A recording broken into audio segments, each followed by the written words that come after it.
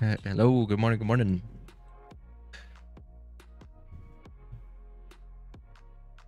Good morning, guys. Welcome back. It's a Friday here, and I want you all to rate the market condition. How do you feel about this market condition right now?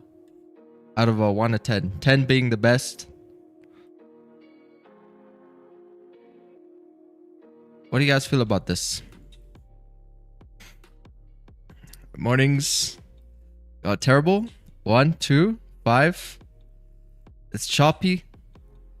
A red, good morning. 3 out of 10. 4 out of 5.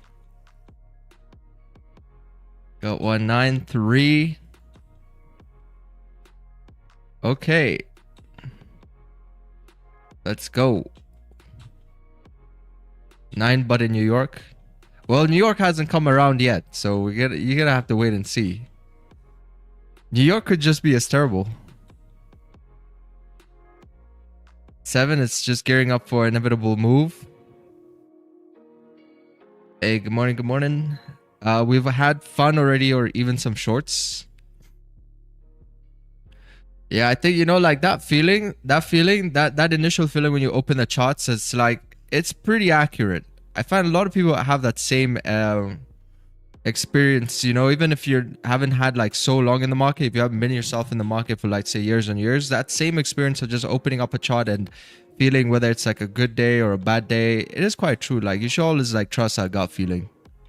So I would look at this and say, like, you know, definitely we are a bit choppy. We've had volume on the day already. It's up like 0.60%, but it seems to be struggling a little bit over here. You know, we had moved up yesterday beautifully, but since we moved up yesterday, we kind of broke it into like this kind of like a sideways movement. It's a little awkward looking because of this push down here, but it's kind of like a little sideways movement where it's like we should be seeing the buys, but we're seeing a bit of selling pressure. We're seeing a bit of selling pressure, but I would say like most people would be anticipating like some kind of a big sell-off for XY reasons. But you know, if you look at the daily time frame, look at this, create all-time new highs. The problem is it's doing it in a way that on the daily it looks good, but on the intraday time frames it could be a little bit difficult to catch. In hindsight, it always looks like you could have caught something, but it could be a little tricky to catch. Could be a little tricky to catch. Let me see what's going on here on the 15-minute.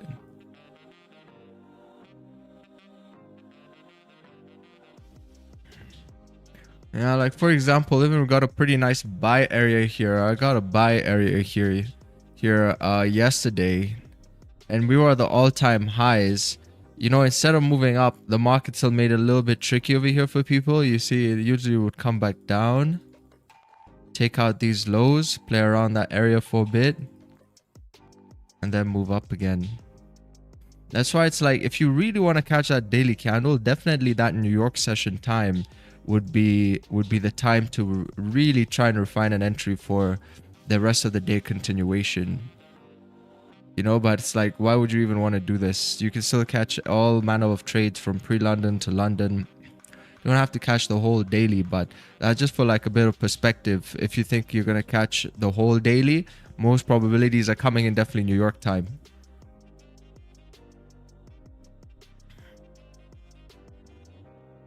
Or the rest of the daily, not the whole daily.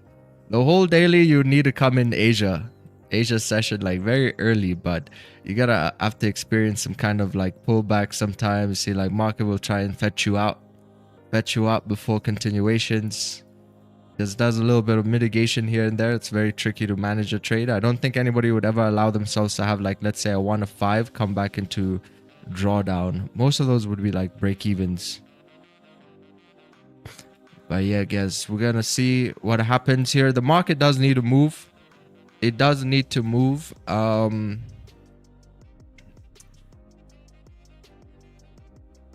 It's been a slow week. You know, I think the reason why this week has been the way it's been is because there's some kind of rumors circulating that we might not be getting any more Oh, Powell is starting to look at not giving us rate cuts anymore towards the end of the year. He's setting a interesting tone, Powell, and you know, we're also seeing at the same time pretty strong profit taking. Really big dumps happening on gold. So I think people are going to be looking to cover some risks on the HTF, but it's still amazing to see how the dailies just look like they're moving up with no problem. It's only when you start to investigate this lower time frame you start to see these pullbacks. It's like moving cautiously. Moving cautiously with support resistance. You know, like when we're playing Battlefield 6, how we always put up the shield.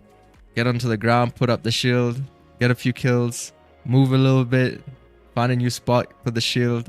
So it's like moving really cautiously over here, making sure to secure profits on these pullbacks and then trying to attempt the all-time highs again. Making sure you got a shield. You see, now it's laying down that shield. That shield, now that's going to be us like right here, lying right on the side of that shield. And try and scope out these areas. So that's why it's doing right now. It's like it's accumulating. It's accumulating, creating a bit of structure. Looking to break above all-time highs up over here. Is break above all these highs, and then, you know, I think that's what's gonna come off from it from here.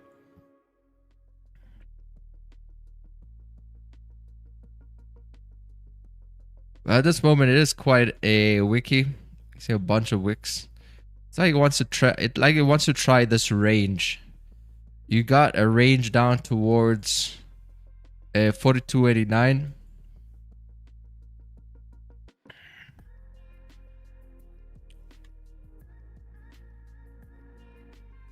See, this got about like 5-minute candles. I made 5 minutes for 15-minute candle closure. It's trying to do what these candlesticks here couldn't do, right? It's trying to close below support. It's got that 8 SMA confluence. Trying to push it down there too.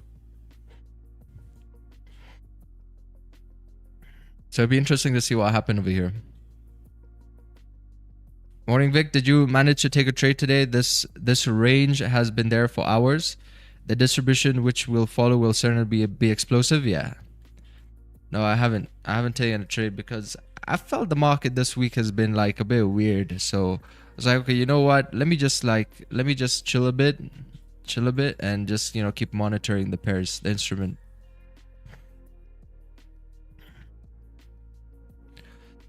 It's been a little bit weird, although there has been really nice setups.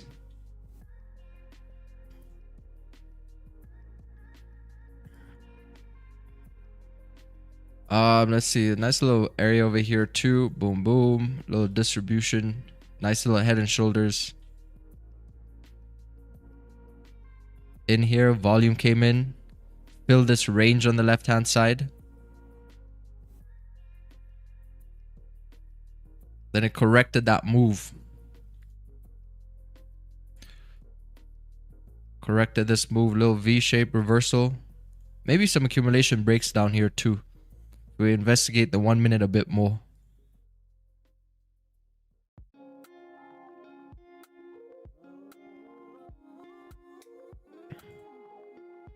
Now it's come back up. Same place. Same story as this. Happening here again. Just the same way this geared up before the move down. It's the same way this is gearing up.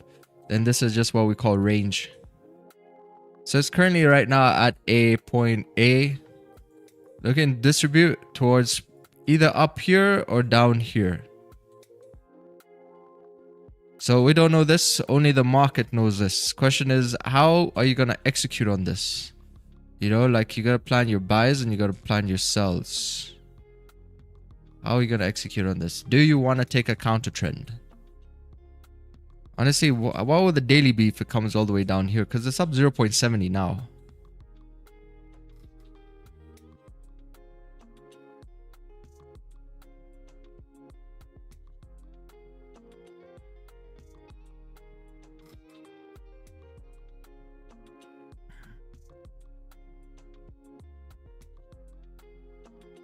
It's resisting.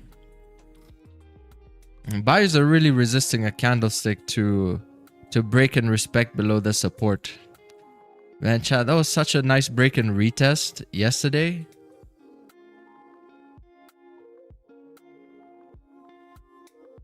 That happened here, but it was like a very quick move. It was a very quick 20 pip move.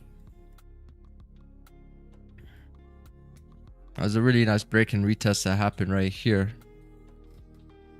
Candlestick closed below support. Boom, retested. Next candle opened, created a top wick, and then broke the lows and then pushed down like, I think it was about 20 pips. Yeah, just about. Nice little SMA confluence, clean range. But you see, that's when the buyers came in again. So then that became, instead of continuation from here to here, that then became like a sort of a liquidity grab situation. Liquidity grab, and then candlesticks started moving up again.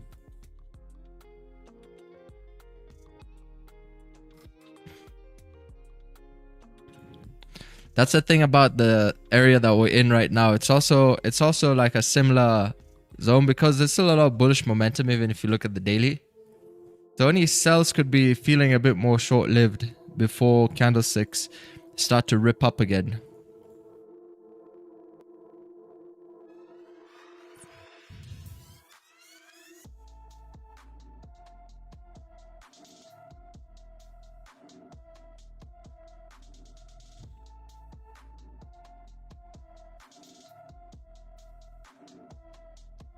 Just got a candlestick finally close below that support area on the 15. At least got something shift. Little variable change here. See how this next candle breaks these lows. You can keep pushing itself down. It would really need to break below that wick over here by 43, 41 to break out of the full accumulation. This is that whole zone right over here. You want to refine your zones a bit better. Got resistance, got support.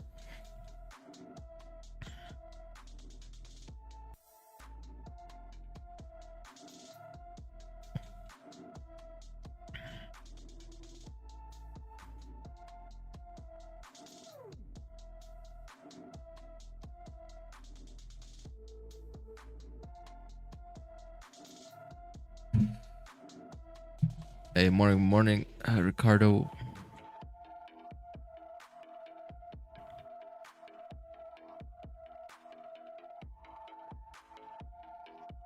Why are you not an X, man? Are you missing out on large trading community?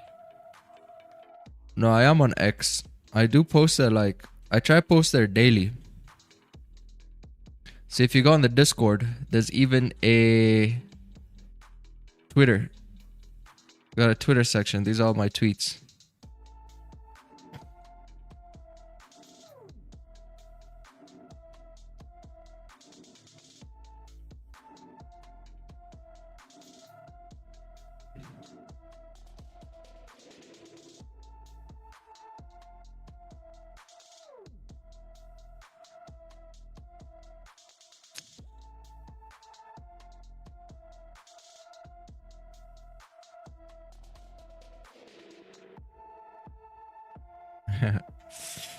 And I got Instagram here too.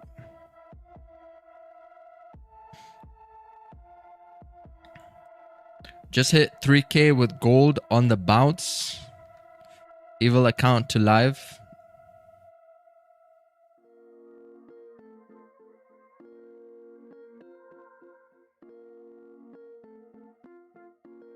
I added a new funny section here.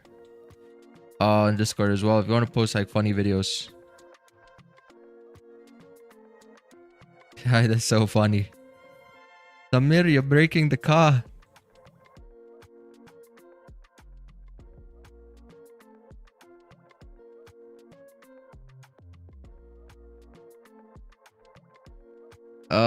Morning, when do you play Battlefield? Already got it? Can I join? Yeah, sure. We got the... nice one. There's actually a GIF of this. Listen to my calls.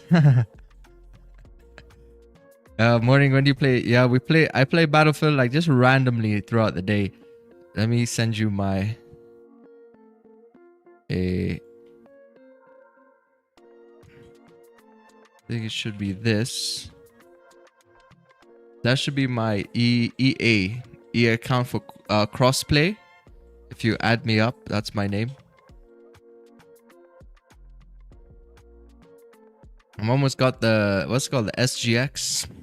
Almost got it to mastery, full mastery. I'm at like 35. You get it like 38.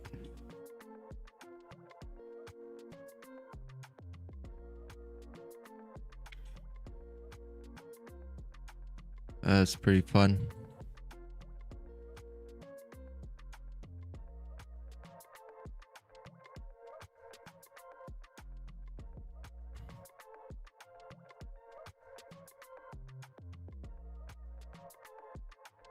It's breaking. I already got a candlestick. One candle closed below that support on the 15. A small little break and retest off the 5.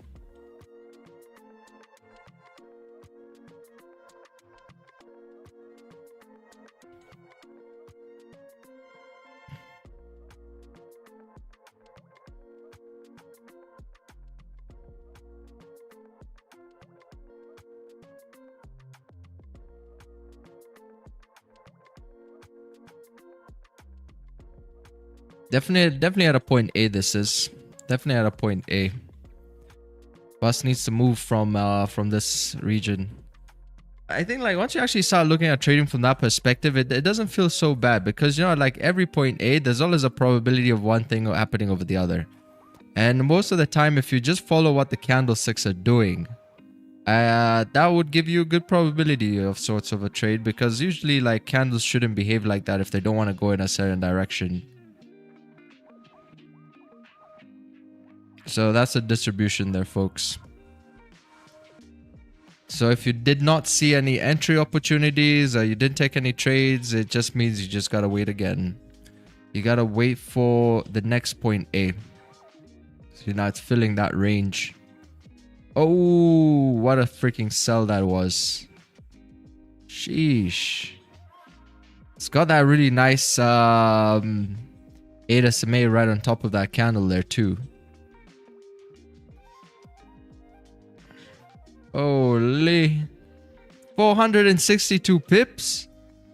Are you serious right now? It's already put the daily almost back to a doji, all the way from like 0.75%. It's come all the way down towards almost a doji. That was literally a whole daily candle. Basically like, you know, like 80% of a daily candle on gold right here. Damn, Daniel.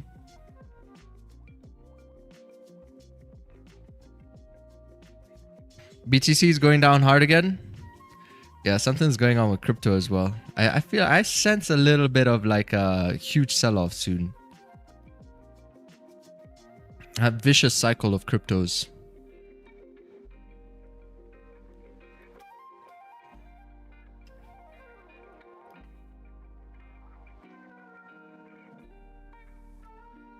I'm in phase 2. I'm minus 6%. Now take it easy. You know, you don't want to let the pressure get to you. You don't want to panic. That's when people usually fumble. It's when they panic. So just remain calm. Like if you feel like, you know, overwhelmed, 6%, man, that's just like an opportunity for you to master composure. You know, it's just the same like in Battlefield. Man, sometimes in Battlefield, I have the best position, right? So minus 6% for you is like maybe 6 people. I'm behind like 6 people. They don't know where I am. I got the best position. And the worst thing you're going to do is to get like overly excited, or you're going to panic. You're going to start missing shots. It's better to like take it even slow. If you got a best position, take it slow. Like pick them off. Make sure you're getting each one of them right as you should. Because even if they see you, they'll probably panic and then miss those shots, you know? That's what I noticed about that game. It's a perfect battlefield ground to really also dig into like human psychology. Human psych. Some guy can see you first because he panics. You know, panics, he's gonna miss his shots. But if you remain calm, you always have the edge over that fight. You know, always have the edge. So that's the situation you're in right now. So all you can do is So just remain calm and just keep taking your shots properly.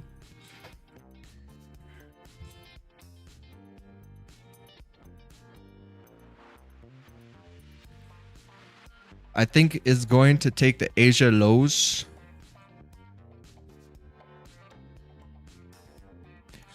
Yeah, that's it. If you haven't taken a sell here, you missed the move. You missed the move. I know some people also trade the pullbacks. There's like some opportunity for some buys around here, but the real move, the direction, you know, I'd like to trade more with the market. I don't like to wait for it to move like that first. So that's the kind of way I look at charts. Like if markets move, for me, that's what I call now a move. For some people, that's not the move. Maybe something like a retracement is the move.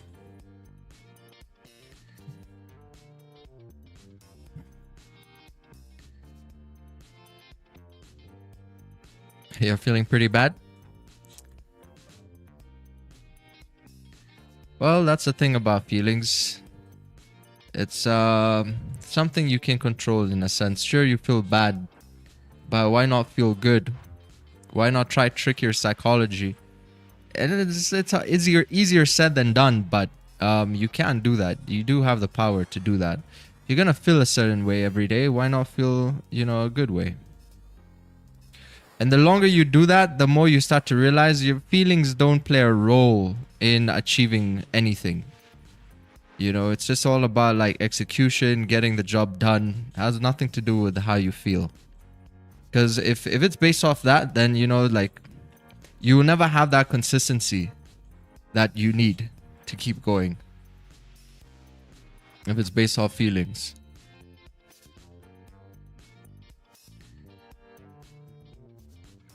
Man, some days I used to lose so much. I didn't feel like coming onto the charts. But you know, when you have your whys and your reasons to why you're doing this, I guess the feelings don't play a role anymore at some point. Well said. Are you in control of your feelings, or are they controlling you? Yes, sir. Because remember what I said, the human mind is also like designed in a way like it doesn't like to, it likes to protect itself. You know, the way I find it, it's like it protects itself by doing certain things. So that's why I love the example of going to the gym or going for that run. You know, maybe you don't feel like going for that run, but if you push yourself and get yourself out there, you're going to end up completing it. You're going to be like, wow, I actually did this. But the human brain doesn't, it will keep you comfortable. So that's why I say don't get too comfortable. Usually people get comfortable is because of the feelings. You got shit to do. God put you on this earth to do things. When in your life has it ever been smooth sailing? When in your life has it ever been the work never stopped? You know, you're working every day and you feel like, damn, like when is this ever gonna stop? You see, it's never gonna stop. You know, if it was gonna stop, maybe you would never have been born. You would never have been put into existence. God put you here for a reason. It put you here to work, you know? So it never stops. That's why you look at all these people. Look at Elon Musk. Look at all these billionaires. Why do they still work? They don't have to work. You know, those guys could live the whole rest of their lives and not work anymore. But they still work. They still show up to meetings. They still have public gatherings. They still do all of these stuff that, you know, probably you wouldn't want to do. But that's what it is. That's what it takes.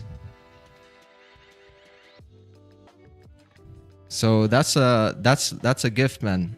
That's a gift that you're down minus 6% and you can see how can you navigate this challenge, you know? So you've been given a new task here. Because the worst thing to do is to wake up in the morning and have nothing to do, you know? So you got something to put your focus on now.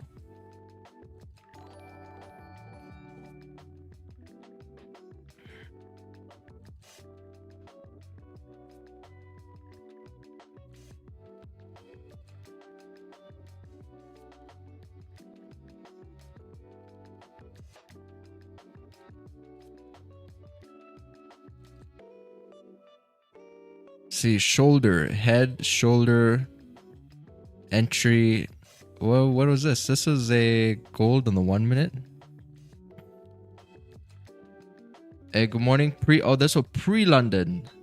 Pre-London sells rough conditions. Okay, you still did that entry thing again. I think if you like to take the entry like this, you know, that's up to you. But I think for me, again, I would say just get out of the range. Get out of this whole area. See, that's where the wicks are. You need to like really break the wicks. The furthest wicks of that range idea that you have. But if you like this for some reason, you know, you can go ahead and do that.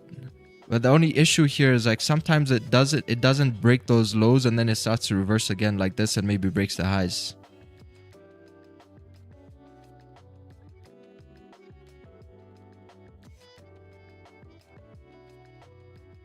Because remember, this is a volume-based play.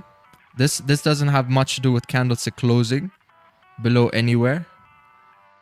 This is mainly to just do with volume. It just needs to get out of this zone. You see, that's why you see a candle like this. See how this candlestick started pushing outside of the zone? Look at the candle push because it's a volume-based entry.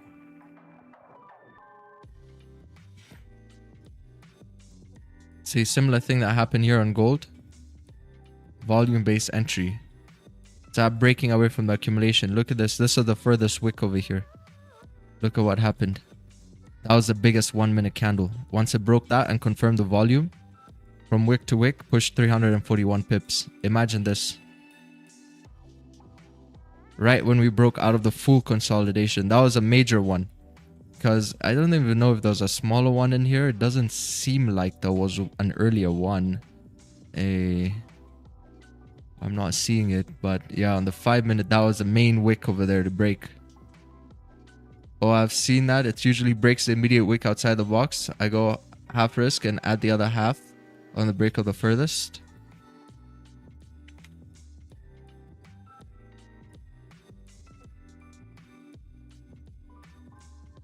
How do you get minimum SLs these days? Yeah, these days you can't really get minimum SLs. I just use a 16 pip max SL. If I'm looking for the most minimum, I just go with 16 pips. Because use like 16 pips it's like a good level of small enough that I know even if I get a pullback, that 16 can still survive based off of where I get my entries. It feels little, but it works. It feels little, but it works. Even with this trade, this is actually one of the scariest trades that I took this whole week because there was no structure and then the 5 minute candlestick was still open. This one over here. The 5 minute candle was still open, so there's a lot of room for that thing to even pull all the way back. But once you get your entries, I find like even that 16 is typically enough.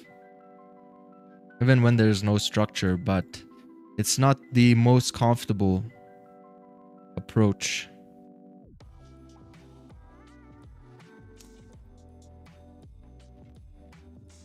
So let me see. Yeah, what else do we got here? Little break. Break to the downside. Another small break to the downside. See, they can take all manner of forms.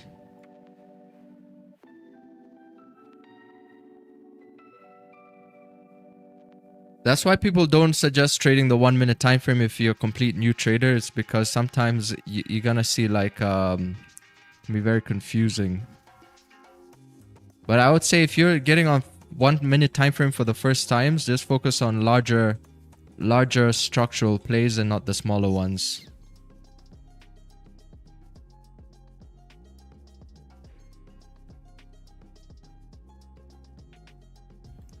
Bro, can you tell me what volume and how many lots you entered gold trades with and whether using martingale is a good idea sometimes? Oh no, it's not. Maybe the two price reversal areas are close together.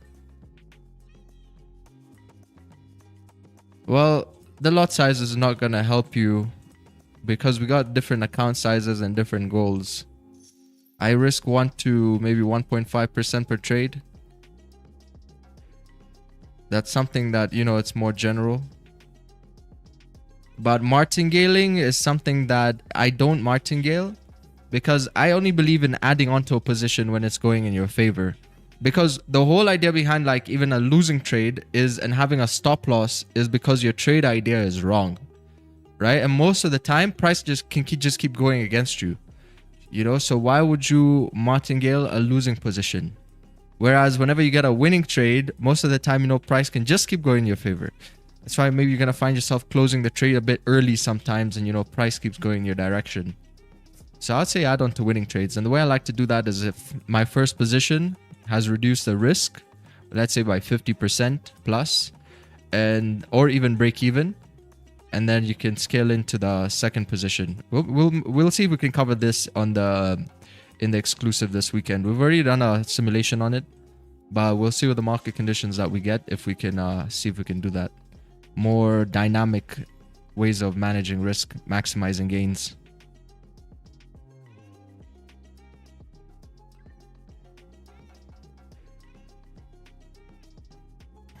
Remember, it's like these are all tricks based off of your own personal needs. When I was growing an account, man, that's what I used to do. I used to look for more of those opportunities, like how can I maximize gains? How can I have more runners? But now, you know, as your account grows, your habits are gonna change. You know, the way you approach things are gonna change. You're gonna take it like a different route. And it's normal. It's a natural transition that happens. It happens for any business owner. Someone might start a business, you know, can have a winning formula in the beginning when they're still younger. They could theoretically still do the same thing when they're older, but just because of the maturity and the way their life is going, it's like the business takes different shapes and models of doing things. It doesn't mean the old one doesn't work anymore. It just means, you know, time and things are changing a little bit for the individual. So that's the way trading is for most people, you know. The way you start and the way you finish are going to look totally different. The amount of trades that you're going to take, the kind of setups you're more patient for, that's all going to change, you know, because the whole idea is like, how can you get to that point where you're trading less and earning more?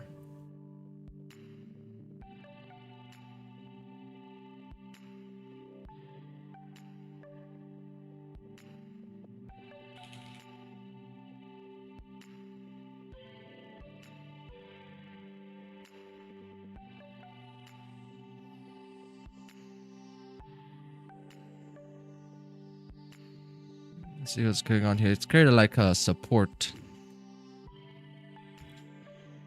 Yeah, support over here, and got pretty nice wick fill.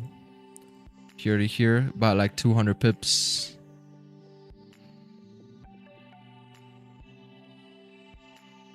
Is there NFP today? No. No NFP.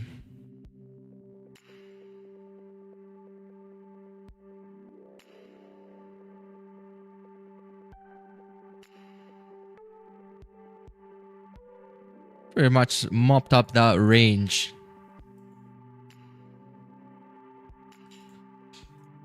So quick as well, huh? A market, it's like pulls back after it gives you a nice solid push, then it pulls back to remove traders. Because, you know, why not just close if we moved like this? Close like that, solid. Do pushes, quick pushes, and then pull back up.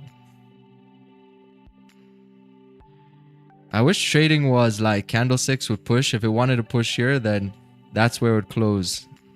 And most of the time, the candles would just be full-bodied like this. Then you can get out. Every time you just get out when the candle's about to close, which is something I do as well. It's a trick I like to do. If the 5 minute, let's say it's pushed, yeah, if the 5 minute pushes, and it's some pretty decent profit. Let's say there's like 20 seconds down on the clock, you know, and it's pushing with volume. Sometimes you can wait those 20 seconds because it does give an extra push. But as soon as the candlestick's about to close, then you get out of your trade. Because then the next candle, the next 5 minute candle would open and then start doing some kind of like a pullback. So it's kind of like a nice way to get like squeeze out some additional profit sometimes.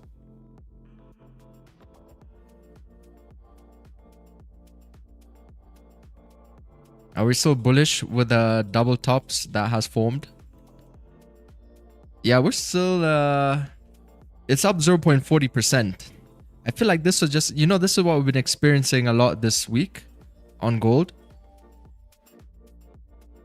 It's like these massive sell-offs, right? For some reason, like when gold sells, it sells strong. You know, like profit taking and pullbacks.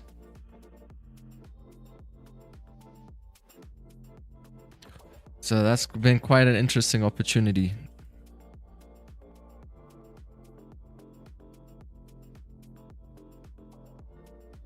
Hey bro, I'm new here. Welcome, Trade Delicious.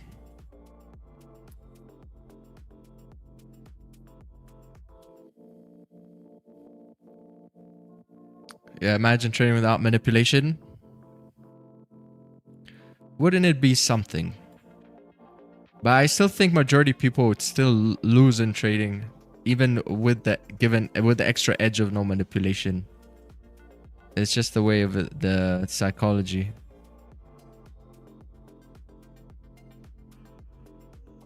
But it would be nice for most people, I guess. No manipulation, market does what it means to do all the time.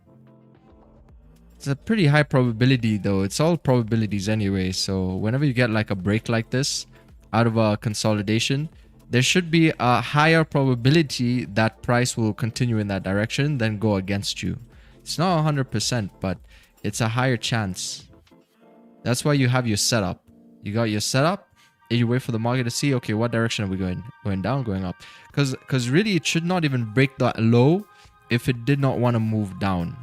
You know, because the issue with this is you're going to always be in a speculative state of mind if you're going to be like thinking, oh, but what if this is a fake out? And, you know, that's what we kind of try and avoid as much as possible. But if you don't feel safe about the sell, by all means, you can step aside from the position.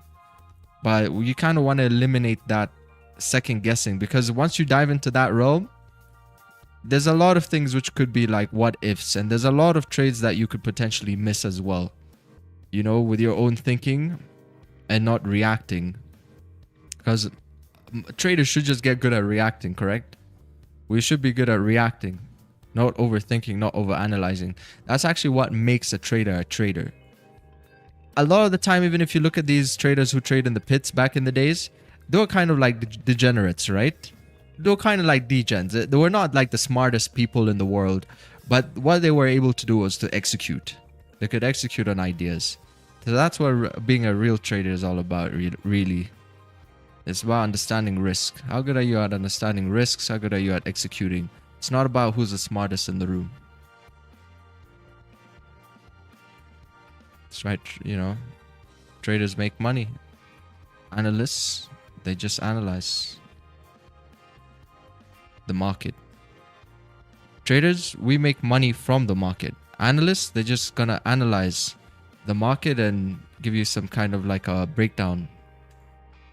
Now, the problem with over analyzing and analysis in general, it can be quite paradoxical sometimes. So you really have to be sticking to the core principles of what moves markets.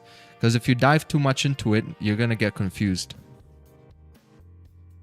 See, gold continues its march as investor bet on further US rate cuts. Gold reaches another record high as investors bet on US Federal Reserve continuing to lower interest rates. Heightening tensions between the US and China add to the precious metal's safe haven demand. They add gold's rally has room to run amid geopolitical, economic, and fiscal uncertainty. This is quite interesting, you know, because these tabloids all saying like, you know, it's still looking good, but daily is still looking good as well. But these intraday timeframes are seriously pulling back like no joke.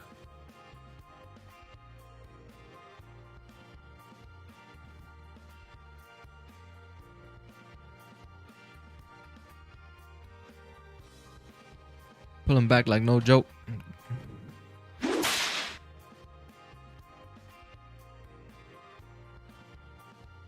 And the breakouts haven't been entirely smooth sailing. Once it breaks, pulls back. But it's moving.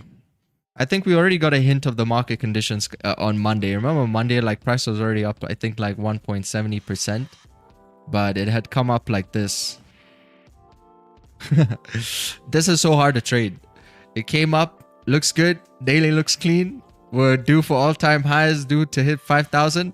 But the intraday looks so choppy. So we're gonna see what happens here. I think next week should be pretty good. That's the thing about markets too. They don't always stay the same. So if you get one certain week like that, then you know the next week can be different too. We'll see if Trump has any ideas for us for the weekend. Maybe today he's gonna say something out of the blues, like he did with the threat that he made on China last Friday. 100% tariff on China. As the weekly candlesticks come into a close. That's the thing I've also realized. A lot of the time you're gonna get these surprise events happening like just in time for the weekend. So when market opens, you gotta see some kind of volatility. Market's also consolidating here again. This time it looks better to break the highs because you're gonna have this like area over here. It could fake out because it just broke below this previous accumulation. Boom, little reversal play. Come up. Also, that wick is much nicer. The wicks look much nicer than this one right here. That's a pretty long wick. Pretty long wick to the downside. Also with a bullish trend.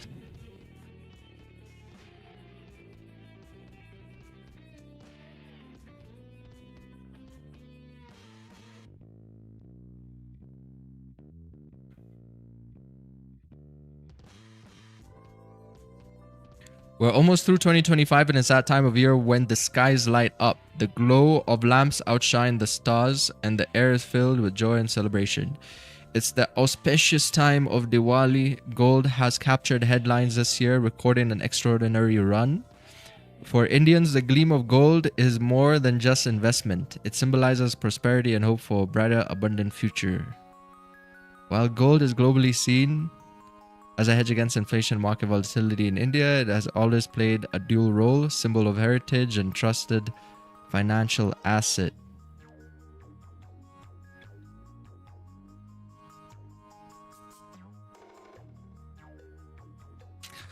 Samir, you're going to break the car. Y'all should watch this video.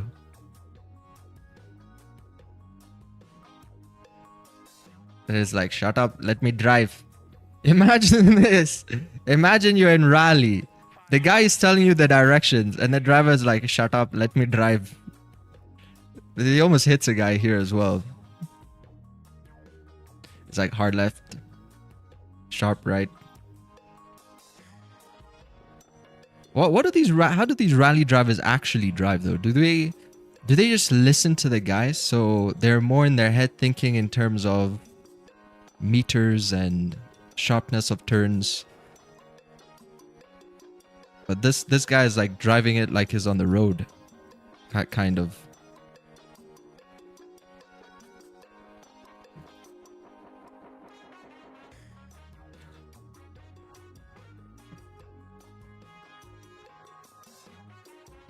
Please let it be a rocket. Yeah, we could see a rocket from this. Volatility index is going nuts again. Think this could fuel gold movement. Is it going up?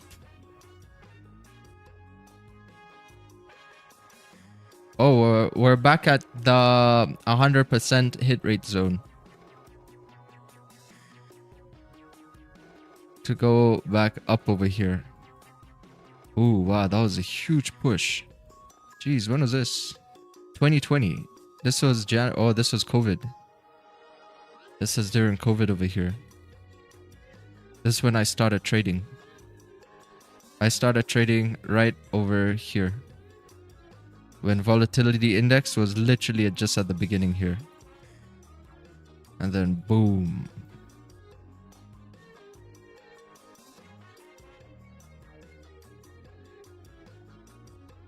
Yeah, this thing's about to skyrocket again. We're about to have some kind of event happen soon. It's quite interesting when you tie this up. It's quite interesting to look at it from terms of like our economic uncertainties that we get in the market. Because you could tie these pushes to some kind of a new macro event that happens. Right, so this is how it kind of looks like. Maybe this is some kind of, no idea here. This was COVID. You see how big the COVID one was? The size of this thing. Then we had the smaller ones here. Smaller geopolitical tensions, I guess. Maybe some tariff threats. Wait, this is on the monthly. Oh, we're still on here. before the year ends, maybe we can see some kind of an event, or we're gonna see it into next year. But we're gonna need something again, something of the sort like this. So actually, when you think about the volatility index, it's like an engine, right? It's like an engine. It shows you the world economy engine, why we need certain events like this. So how volatile that the economy really is. But at the same time, when we have this, it creates what we like to call volume. You know, that's how it makes money in the market. Whenever we have like volume, then people make money. Now you can understand why we're always going to need a war, an enemy, or just something, you know, some kind of a drama, so we can get the ratings up. You know, if you can get the ratings up, then you can have more volume. You're going to make more money. But if the world is all sunshine and rainbows, then, you know, that's what we get. Consolidation. Nothing. We're going to have to change the system. So we'll see. The next time something happens, God knows when the next pandemic is going to be, but that's going to create a lot of opportunity. Imagine the amount of money made during the pandemic, during COVID. Pharmaceutical companies, all of this stuff, you know, from mask industries, toilet paper industries, you know, they're the ones who like benefit. And people who trade the market as well, obviously, of that volume. That's why also with gold, you're saying with gold, we're getting volume and people are making, you know, a lot of money. We're getting like gold in the headlines every day, all-time highs. People are selling off the jewelry to get like some really good returns on their gold items. And you only have to thank the instability of the world for that. So it is a give and a take. So that's why I say, like, understanding markets and how markets operate, I think is always going to be a good introduction into the matrix for anybody. You know, none of this like wishful thinking and conspiracy videos and all of that stuff. That's all brain rot. You know, when you actually want to start digging into the matrix, if you're that type of character, then I think the marketplace would be a very interesting and lucrative place for you to practice your skills. Because it's always sometimes the conspiracy heads who make the large amount of money. I mean, look at Hello Kitty. What's his name? Not Hello Kitty, but Roaring Kitty from GME. You know, look at the guy from The Big Short. These are all kind of like conspiracy guys, in a sense, you know, betting against certain things happening that most people overlook. So I would say learning markets, 100%. You'll always get something for your pain. If you're going to be in the matrix, why not understand how it operates, correct? And you don't need a degree to do that. You just need to show up. And the more you're in this environment and understanding how the macros actually move price, then things get quite interesting at that point. You know, you start to see the value of how even larger industries operate, supply and demand in general.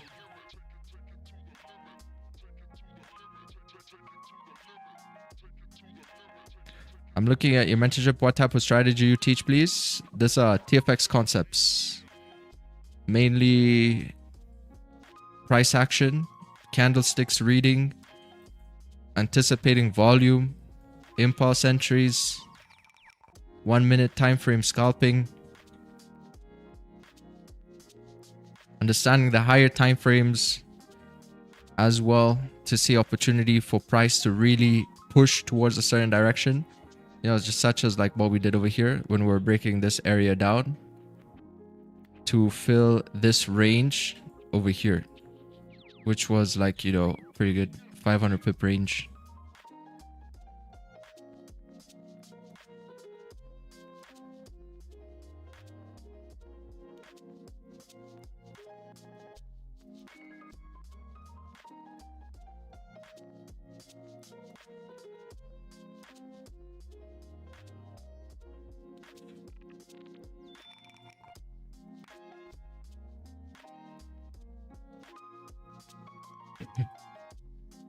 Hello Kitty cracks you up. Yeah, Goldie's oil is doing the same thing. Look at this. Clean range from here to here. That's it. Dumb TFX concepts. That's what it is. I don't overcomplicate. If I see a clean range, I'm like, okay, probably gonna get filled. Now you can see how it looks before it actually breaks. You know, that's when the real sauce of the move comes in. Now, when you start seeing any kind of liquidity grabs, pretty sure that's a 1 minute accumulation. They see any kind of liquidity grabs, this kind of structure, you got some rejection wicks down over here, and you got this beautiful range up towards like $56 a barrel, 56,900. That's it. The same thing that just happened on gold right now. Because the market's gonna move, it's gonna move somewhere. It's all about, like, for me, it's all about removing all the noise possible. Because there's so much other noise that happens back here. I try and just remove all that noise. Because that's also where the analysis paralysis, I found a lot of analysis paralysis. You know, it's just the same way. If you don't know what you're looking for, then it's like obviously finding a needle in a haystack. Right?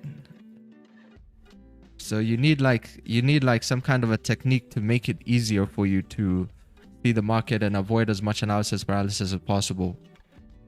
Because if you don't have this, then there's going to be a lot of what ifs. You know, a lot of areas where like price can reject offer from, and it gets a bit more overwhelming. You see, now we introduced a lot more candles.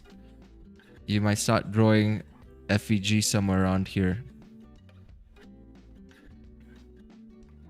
So just look at what the current market is doing, because current market conditions will just give you the general direction that price can be heading.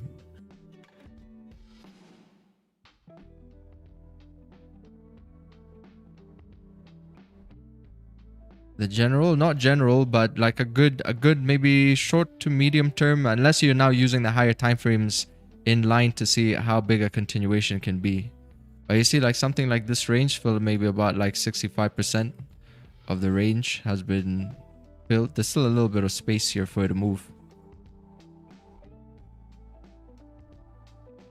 Just the same way as gold. See how gold has already filled this range? More than 65% of this area has been filled.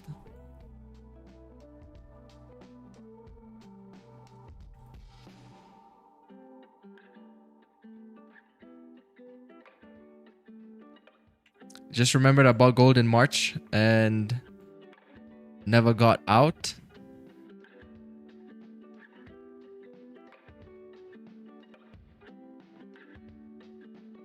Wow. Imagine that, eh? Imagine that. Best year on gold. The best year. And if you get in as early as March and you held throughout the whole year, damn. But you know, I feel like people could have somewhat anticipated this, especially with the way the economy is going, and you know how tense things are and how unpredictable Trump is with his tariffs and everything.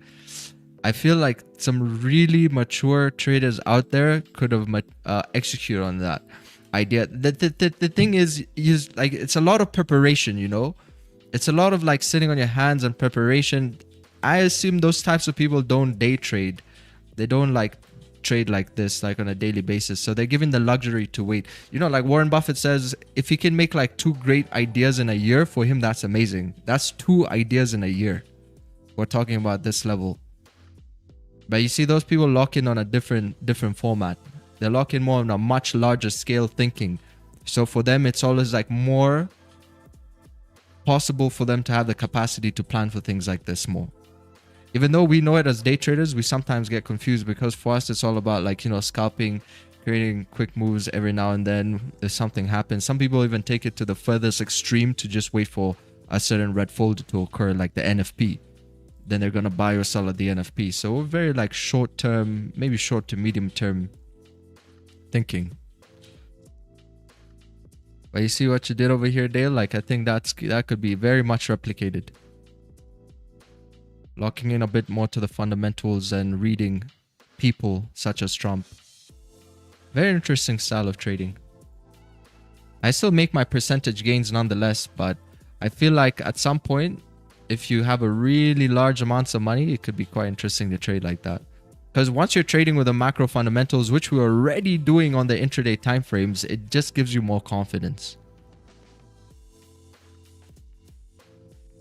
I bought with $433 and it's now $600.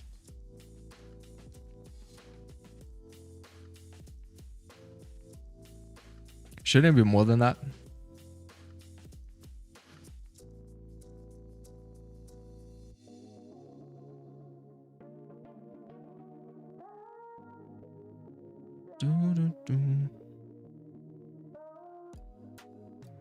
Oh, this is, I don't day trade this. It's more investing.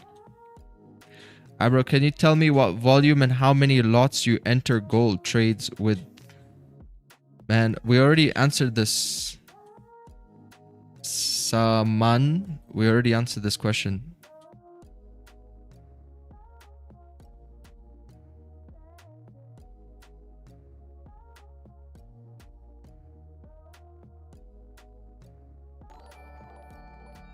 Yeah, this is gearing up beautifully. Man, what a nice little accumulation here.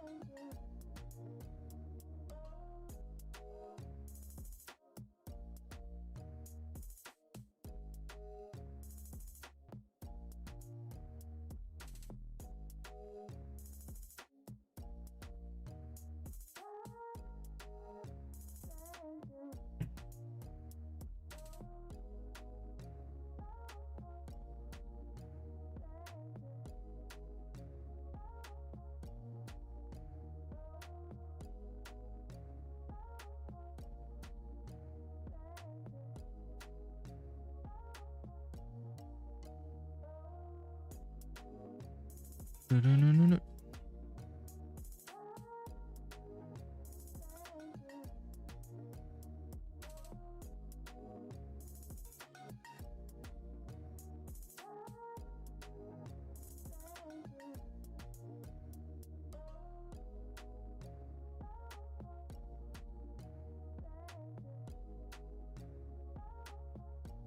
Want to see how this would look.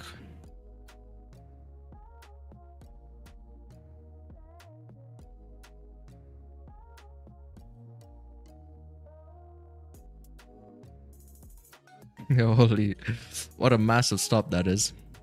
Manage the lot size.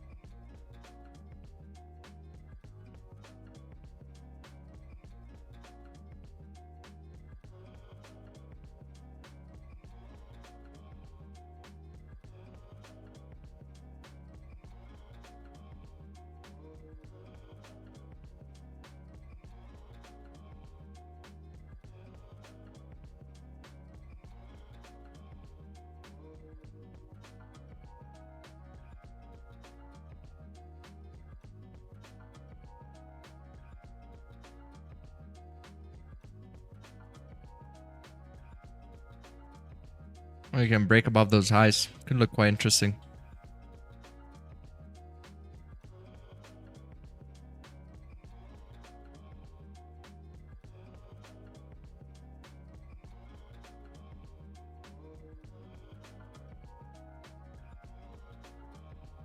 I don't date. Oh, okay, no, that's all. Ready to manage anytime. That fall was a great setup. Yeah. We could see gold make support and break for new highs again.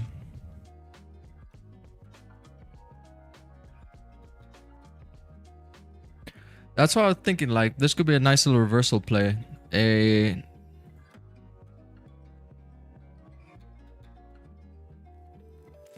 From this zone, as it broke below that support, it just like struggles and then comes back up, pops back up to retest these zones. Retest the sellers, but you see right now this zone is still holding, so you're getting more selling pressure come in. So it's important to break above the highs. Still a lot more bullish momentum overall.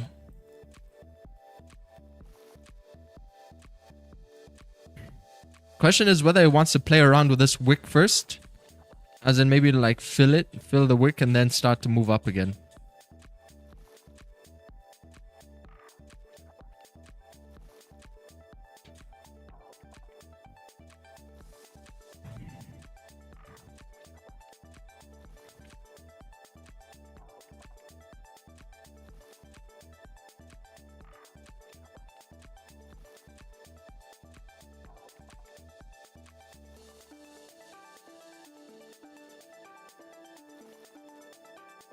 Why not looking for sell? Because the daily is still bullish. I mean, if you look at the daily for yourself, you know, what generally speaking looks better for you to do right here? Would it be to sell or buy? Sure, you could get away with some intraday sells, but generally speaking, I think the buys would give you a little bit more confidence, right? See how we're moving up like this.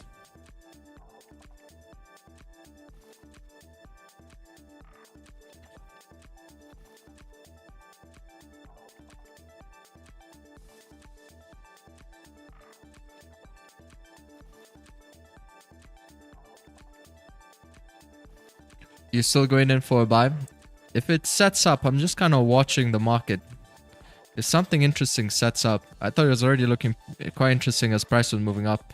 I thought maybe price would come up again, create like another support, and then break these highs. It's coming down to retest these zones. You see how we're playing within this area? Right now, if we do end up breaking those highs, I don't see a reason why we would break this high to come back into that range that we're in. Especially now we're coming back down to retest this zone again perfectly. To re-break that high.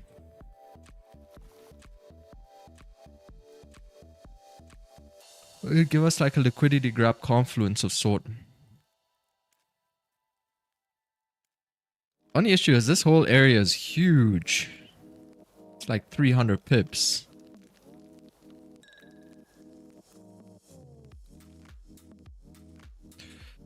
This can still play out, such as this one was pretty massive as well.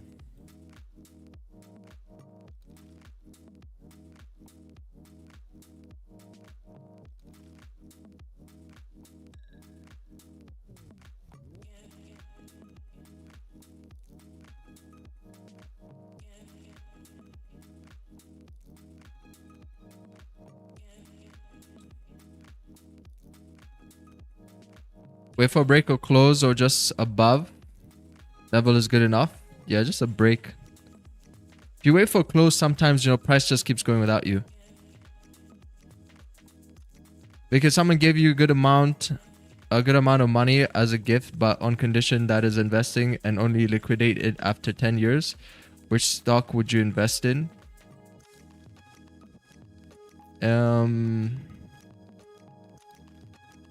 Stock. Damn, gotta have to really think about that, eh? What about stocks? You would like to invest in indexes. They feel a bit more safe than a single stock. What's going on with the Dow Jones, man? Dow Jones has been coming down.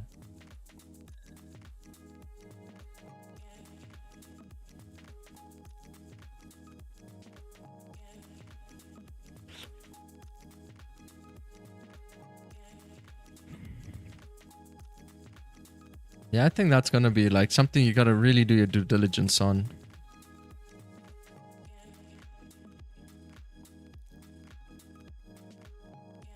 I don't even have stocks on my watch list. Only got like Tesla in here. And indexes. See how Meta is doing. Meta is currently trading at $710. Maybe Nvidia. After some pullbacks, some proper pullbacks. A company like Nvidia seems solid, you know. They're in AI, they're in like really good, they provide really good tech. So it seems something like this seems like a solid option. It's in line with where we're going, heading as a society, technologically wise. And if you look at the competition out there, Nvidia is definitely one of the ones at the top. But you see, the thing with Nvidia, it's close to 200 bucks over here. So the question is, how can you get in this? A nice little retracement would be nice. Pull back and then to continue moving up. Because right now, by the highs, still feels like a bit high over here.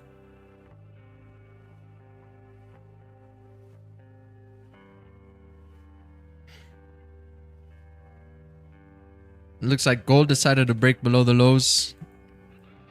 Instead, would have been a nice little push up above here. Wouldn't have minded a buy there.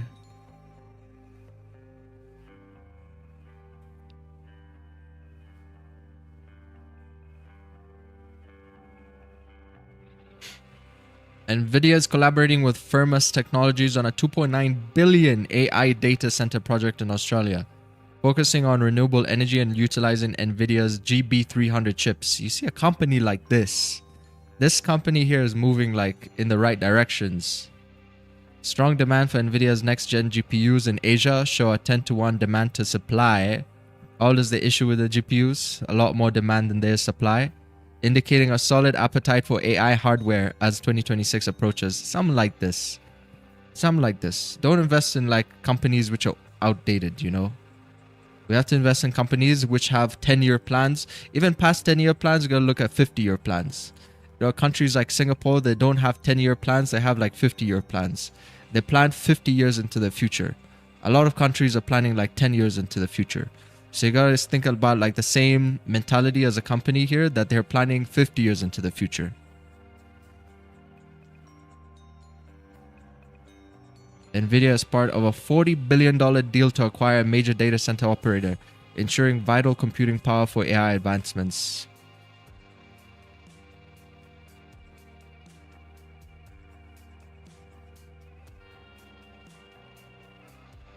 Yeah, that is why finally we get a decent internet in Australia. Finally, down under getting some bandwidth. Yeah, internet is like something that I feel like with all the advancements the human race has made, we should already have good internet. Like, it still seems absurd to me that internet connections sometimes are just not as fast, not as great. I feel like we should already have that terabyte or whatever they came up with in China, where you can download the whole Netflix category in like literally less than a minute. That's how fast it is. But more affordable and more like for consumers. The problem is the data centers, you know, the way the data centers are sent. Like, for example, if you live in South Africa, I think the way the internet there work, it's like the way it pings like in a way which creates like a lot of latency. So if you want to get to like, let's say if this is A, if you want to get to C, it's like the way it pings like unnecessarily because of the way the data centers are set up. So, or just even across the world, it's more or less the same thing. So there's a lot of like wastage with time in between, and you know, I feel like the system could definitely use like an upgrade. When like fiber optics came into play, that actually shifted a lot of things, made internet super fast. It was undersea cables. Probably where AI could make it somehow faster. And we got Starlink as well now.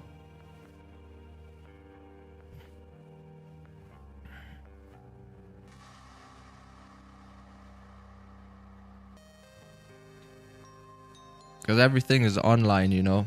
There's so much more demand happening online. More businesses are online. People can't survive without internet. Having no internet, having the internet go off, you might as well have your power cut. You know, in this day and age, you might as well be sitting around the house with no power. You don't have internet. That's how it feels.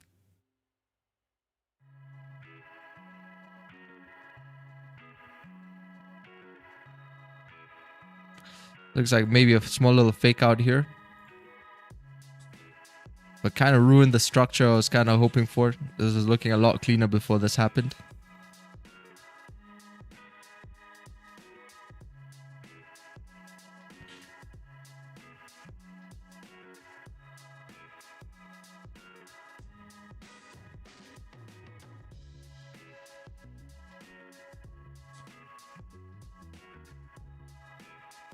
Can still see that as a liquidity grab confluence for those buys.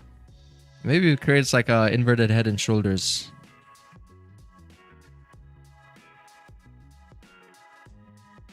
We already got the left shoulder here. That'll be the head. Scalp Nasdaq. What do you think about that? I don't think about that. I don't want to think about that. Because scalping Nasdaq just doesn't seem like, you know, because you got to pick something. You know, at this point, why not scalp German 40, Bitcoin, silver? You just focus on what you focus on. I focus on gold. That's all I know. I know how gold moves. I build a psychological relationship with gold. And with Nasdaq, it would have to take me a few months to build that psychology with Nasdaq. But in those months, I could be making money trading gold. Because at the end of the day, it just comes back to percent. You know, like what are you trying to achieve? You could still be risking 1 to 1.5% on Nasdaq as well. Still get the same results on gold. Or you could earn more on gold if you want to hold trades longer. So it's always coming down to the percent and kind of what you're comfortable with trading. Because investing BTC is good. I think people who invest in BTC, they just don't know like what else. I mean, they chase the fast gains. That's one thing. They chase the fast gains, and it's a very nice introduction into, I would feel like, into investing. But most people, like, I would say the general people like who are in BTC, maybe they don't have that. They don't look at the market as something you could find opportunities maybe across the board. Like there's so many other things. You know, maybe they do, maybe they don't. But I feel like the people in Bitcoin are more like, it's like a cult. You know what I mean? It's like a cult, cryptocurrency. You know, decentralized banking. You talk to these people and they can like talk your ear off about the technology and all of these things, you know, so they're like heavily invested into crypto. And that's what I do. But at the same time, you know, it's so volatile. It creates a lot of opportunity for a lot of losses. You know, it's not as secure as Nvidia. Nvidia is a company. These guys, you see their mission statement, their goals, the people they're liaising with. This is a company of people creating technology. You know, this is more real. This thing has substance to keep going for the long run, you know. But crypto is like artificial. So that's the thing with crypto that I don't like. It's hard to get a read on it. Because when you invest in the long term, I like to think I'm investing in people, not something that's like artificial. So that's my take on crypto. And I think crypto, it's like, if it's really good technology, eventually the government's going to start using it or regulating it, or, you know, it also creates problems for the government. So that could be an issue later.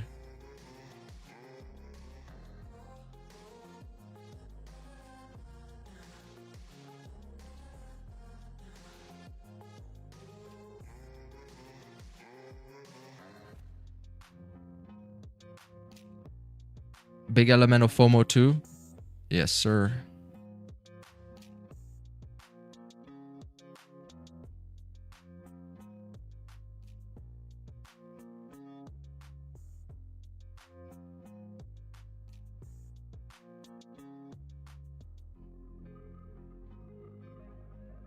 Even Meta has been doing well. You see even Meta here.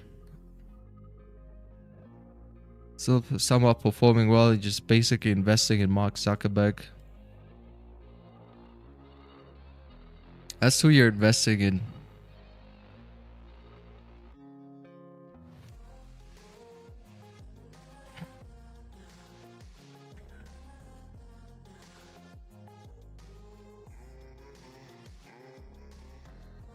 Because if you like the product and you like what they're doing, you want to support them, right? You want to support those people. So you buy their stock so they can keep doing and giving you the services that you like so much.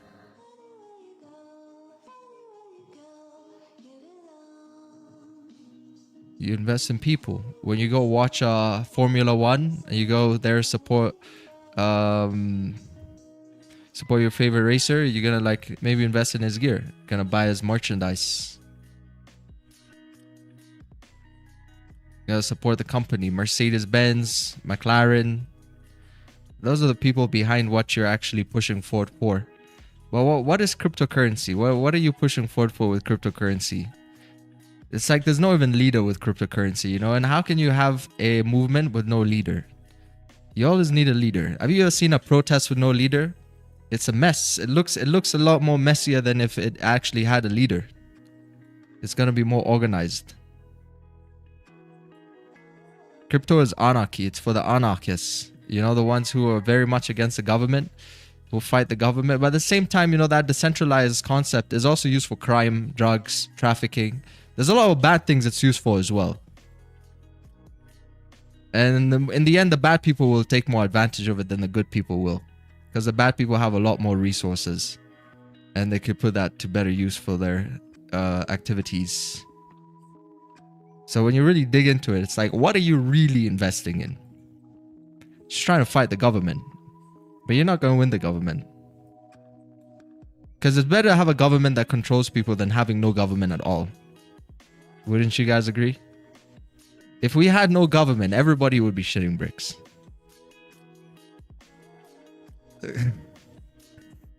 You can't invest in crypto just because it's decentralized. But that's the main reason people do.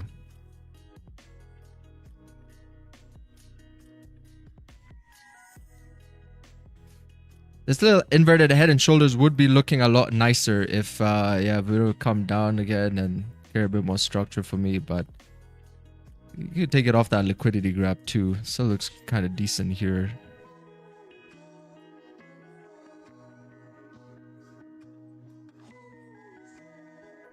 Oh, more bottom, no bottom wick on the 15-minute. Got 30-minute, nice little liquidity looking thing on the 30. Looking wick on the 30. Nice liquidity wick. 15, no bottom wicks. Crazy. Fake out. I wonder if it chops though. That's the question. Is it gonna chop today? Because it's not like the market is moving like all entirely so clean. You can see there's a buildup of wicks over here. Trying to get this buildup of wicks. For example, that would look a lot more different than what that looks here on the left-hand side. Price is just kind of moving more intentionally, moved up, created sideways movement, moved down, moved up. Then here it's sideways, moved down, then starting to like get a bit more compressed. So we're gonna see.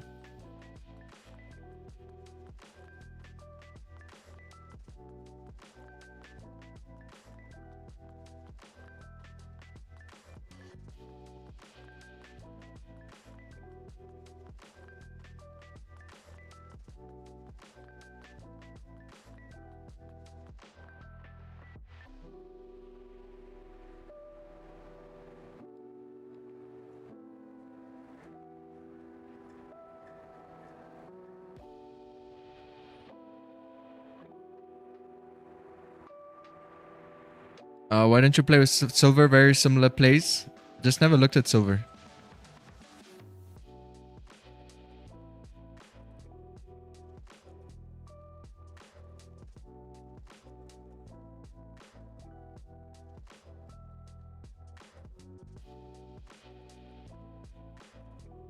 Daily flip. Yeah, the daily almost flipped there today.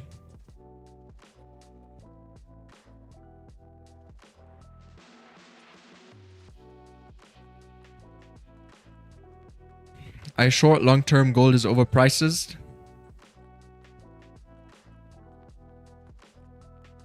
Let's see, very strong sell momentum today.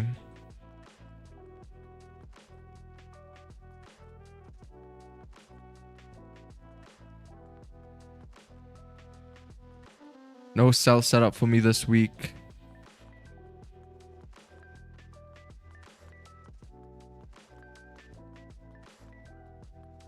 Took a trade on the last push up. Nice one, David.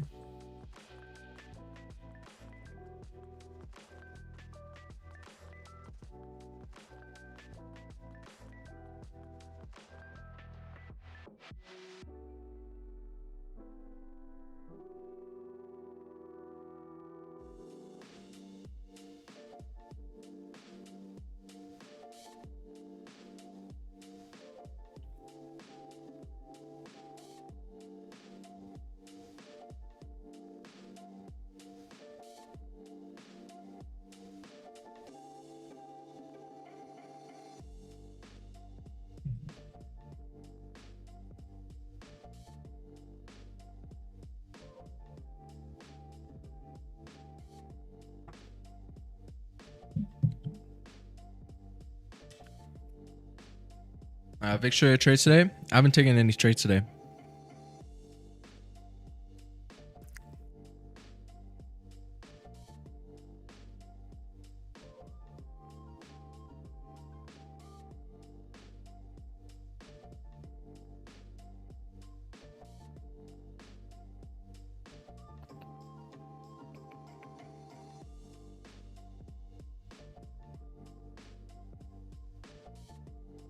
Thank you, thank you.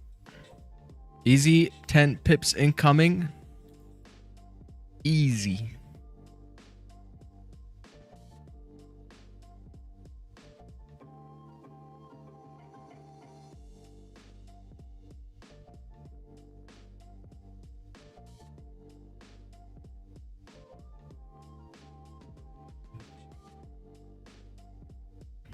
We'll see how it cooks up here. If there's anything interesting, any additional interesting structure that forms.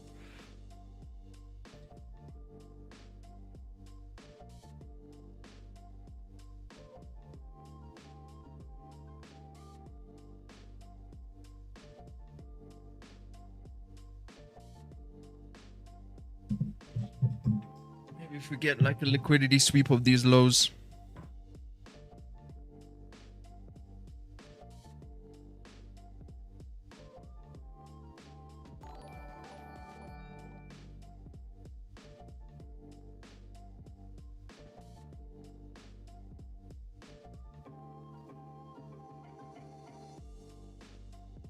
See how that looks.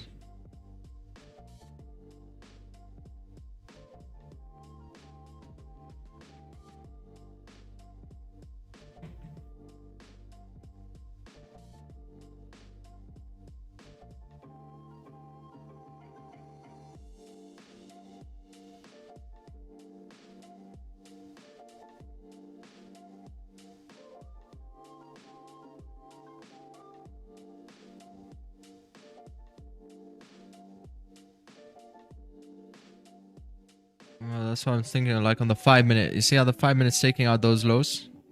Because I'm looking for that direction.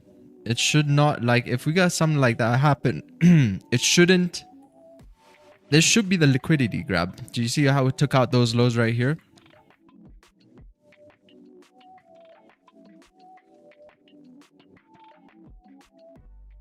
Let me just remove my analysis.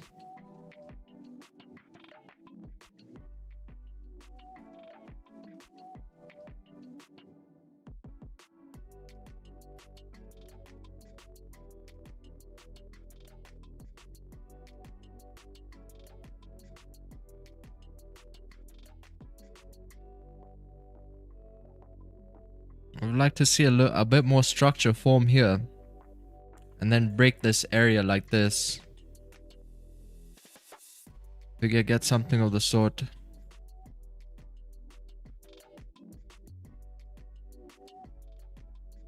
It's back at the top of the range and then trying to sell off a bit. Seeing a lot of buys at the lows. Sells at the highs.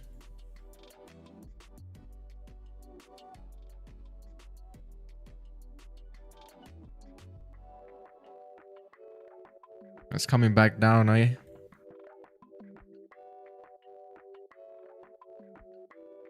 It come down. I don't mind if it comes down even like this. then shoots up.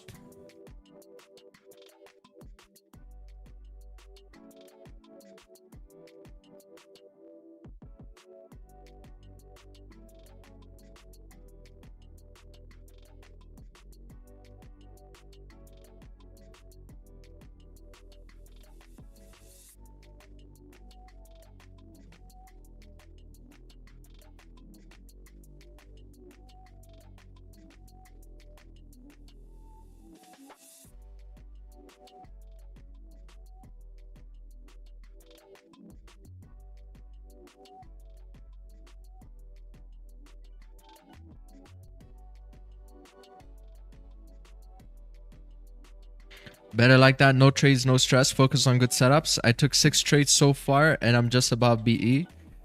Don't worth the stress. That's true. You're gonna find those more days you're gonna take your trades, you're gonna earn less money.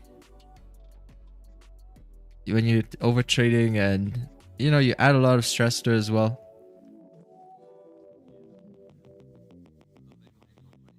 Less trades, less stress, more profit.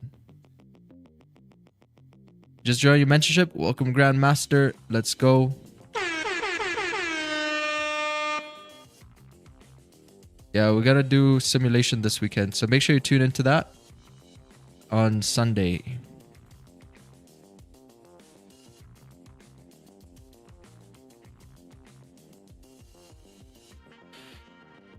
Contemplating this buy here. I know it could look a little bit better. It looks quite decent right now. It could look a little bit better.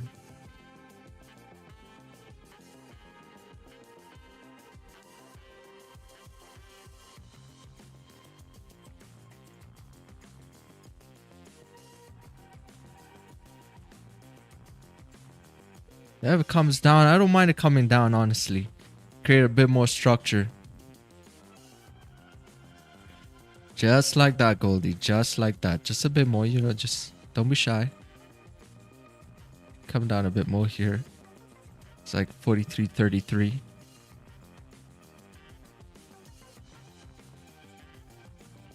Don't be shy. Take your time. It's better when the market takes its time. It's not good when the market rushes. Sometimes it's going to give you the opportunity that it's going to take its time. Sometimes you're going to get kind of more squeezed into taking a trade. You feel like if you don't take it, you're going to miss it.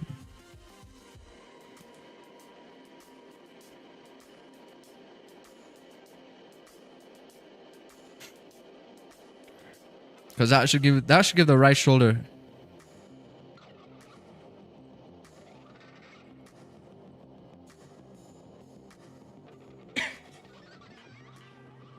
It's Freaky Friday, chat. You know, anything can happen on a Freaky Friday.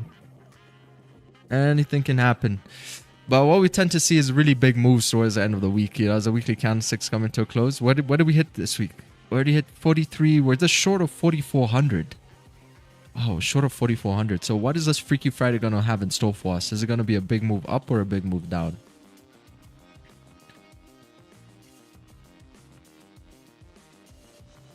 I need more. Waiting for a setup.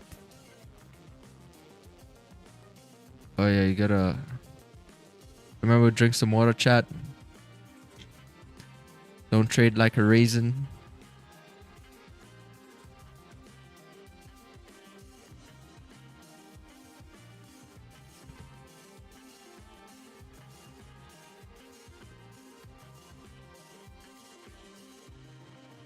Market's garbage today. Yeah, garbage so far. But John, trading is boring. So boring again. Trading is boring. It's supposed to be boring. Making money is boring. In any sort of endeavor that you're gonna do, like making money for the most part is boring because it just requires, like, you know, some kind of a consistency and discipline and rules that you have to follow. If it's fun, you're doing it wrong.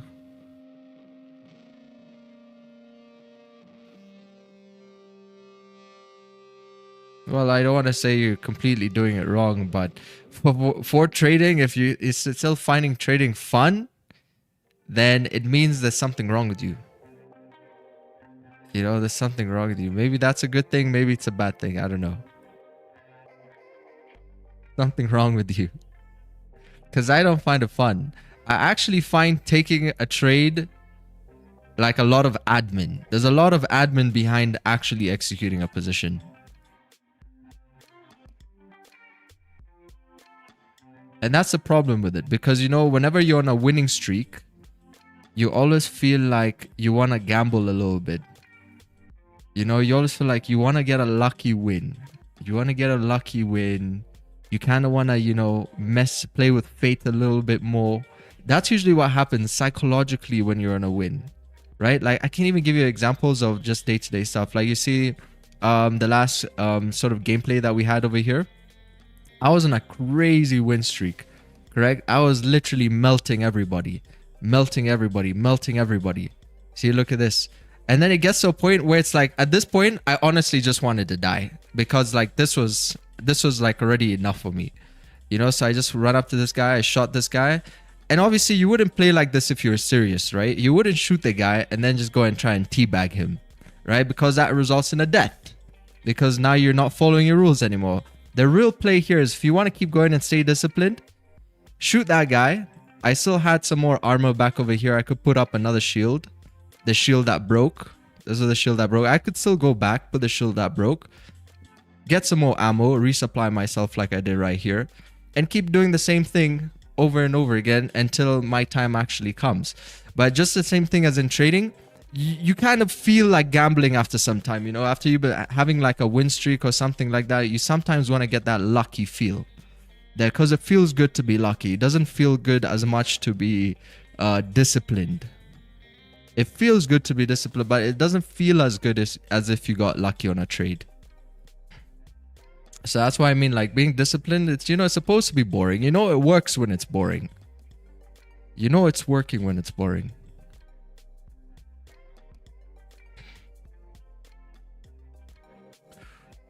So that's how it goes if you want to get better, you know. And that's the case for also professional gamers. You know, they start with like a passion and they really enjoy that. When they start leveling up, it's more tedious. Have you seen those gamer houses? Like, literally, those guys train. They have like a workout schedule. They have a breakfast, time to eat breakfast, time to eat lunch. They have like a whole freaking schedule. It's not just about gaming like they used to. You know, now they gotta like plan the times they're gaming, how they're gaming with their teammates. There's certain plays that they're gonna be doing with their teammates. So you see, even a fun ass game can become boring if you want to get really good at it. And it has to be like that. I got a really good shot from 111k in BTC. It's going down nice. WW.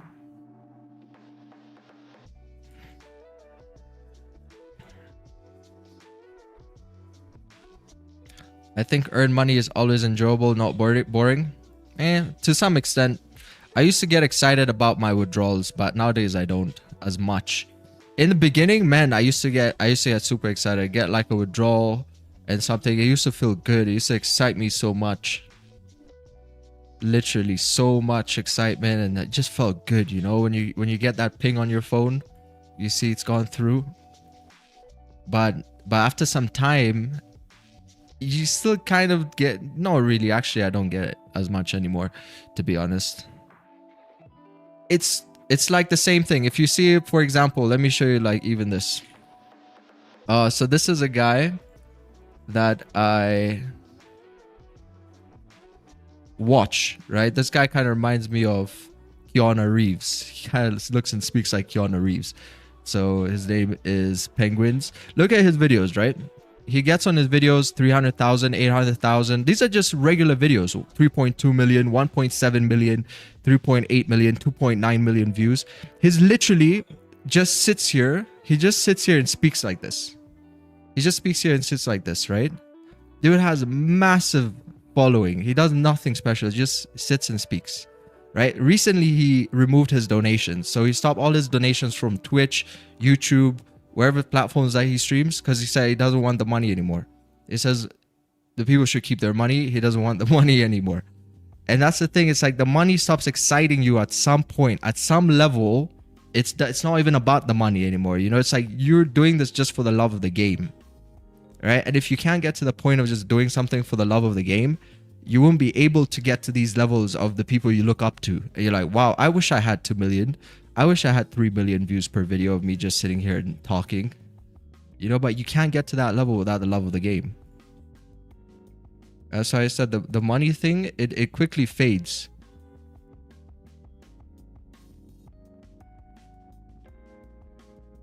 So fall in love with trading. Fall in love with the process. That's what counts at the end of the day. When you take a win or a loss, don't feel like, oh man, you know, like this is so bad and stuff. Like just fall in love with the process. A lot of people like to eat the sausage, but they don't want to see how the sausage is made.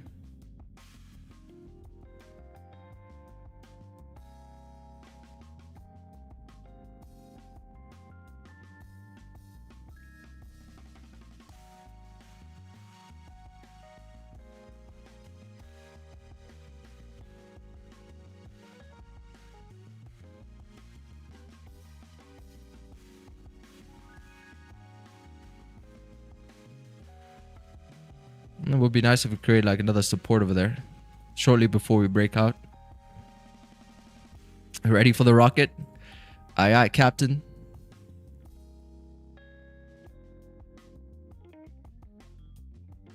Just getting the poop deck here ready.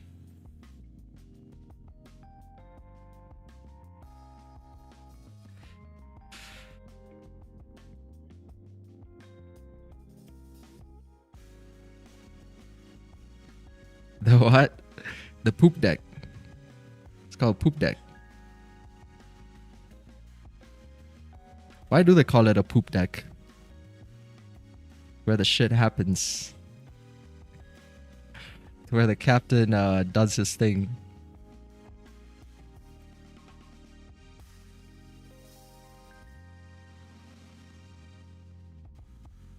See, that could be the support that breaks. I don't know. Gold is giving me vibes that it doesn't want to actually break the highs for some reason.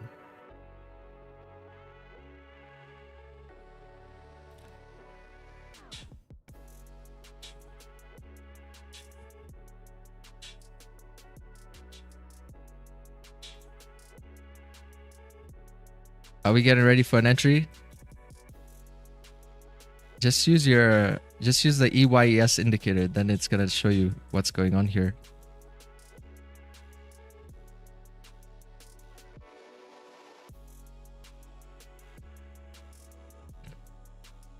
If you don't know what's going on here, you shouldn't be getting ready for anything. You should just be like, you know, watching and paper trading. That's what you should be doing.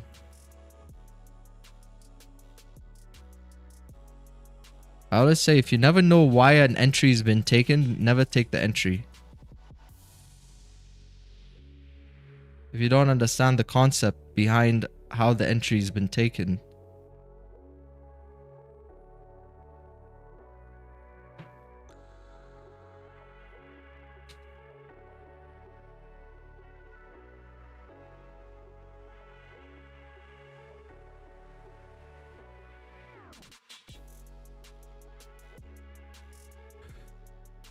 Would I ever trade futures?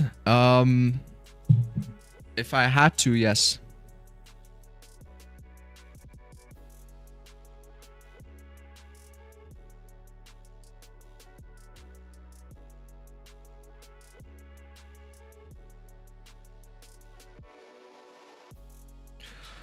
All right, Chad, this is going to be my Freaky Friday trade over here. So hopefully I can go into the weekend with a W. If not, then just got to come back next week and try again. But I do like the setup. It's a pretty nice setup over here. So typically on a Friday, I'm more relaxed in terms of taking trades. Unless something interesting comes my way, then, you know, then I give it a chance. What else do we got here? Yeah, we just got a liquidity grab. Liquidity grab below here. Inverted head and shoulders. Accumulation. Previous break of structure. Reversal signal. Potential to the upside. We're bullish on the daily. It's Freaky Friday, so we might even see a really big push towards all-time highs. Stops are still a, let me see. I wouldn't mind a tighter stop loss, to be honest. I would not mind a tighter stop loss. I feel like the stop right now for what I'm trying to do is a bit big.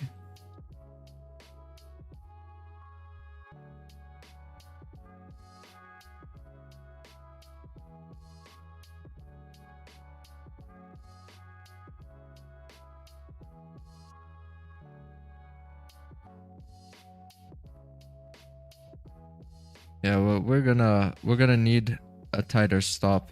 So hopefully the market can create some kind of a structure before.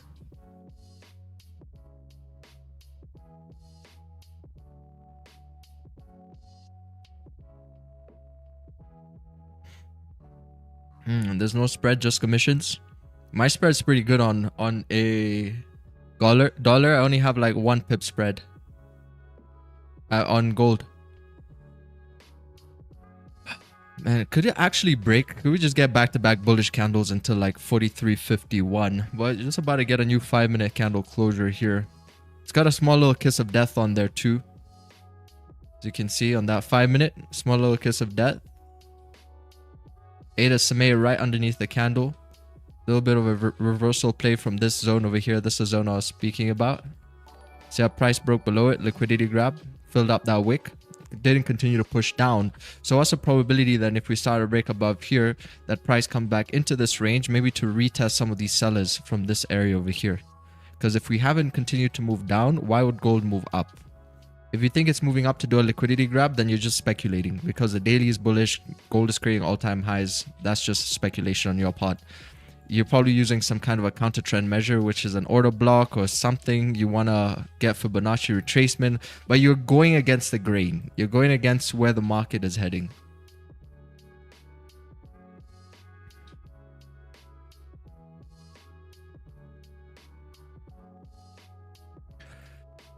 Come on, Goldie. Surely you're going to create a support before we break.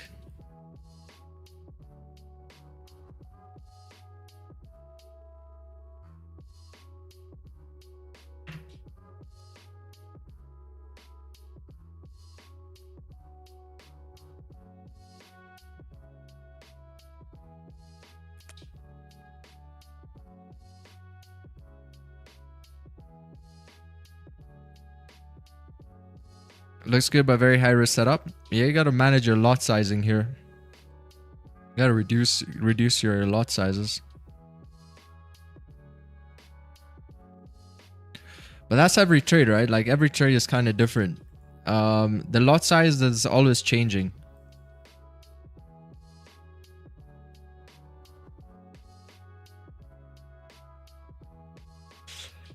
Oh yeah, it's pretty big stops. Would like something tighter. Pull back down like this and tighten this up a bit more.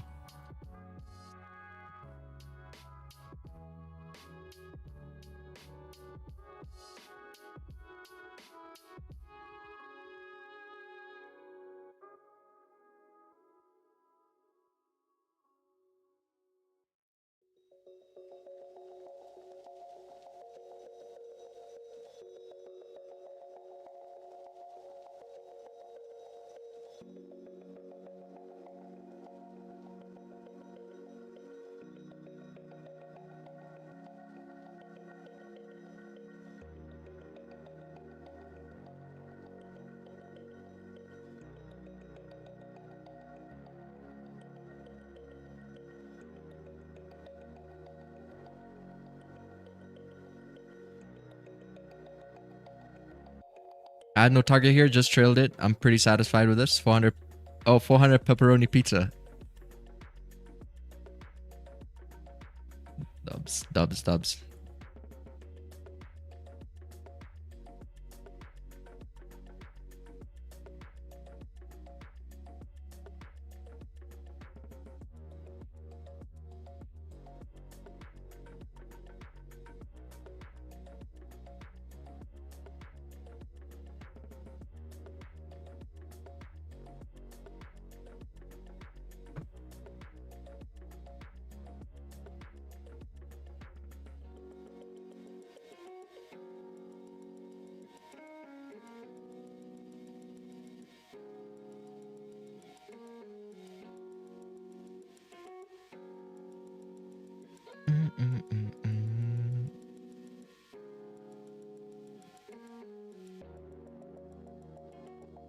I gotta go use a bathroom. See if I'll make it.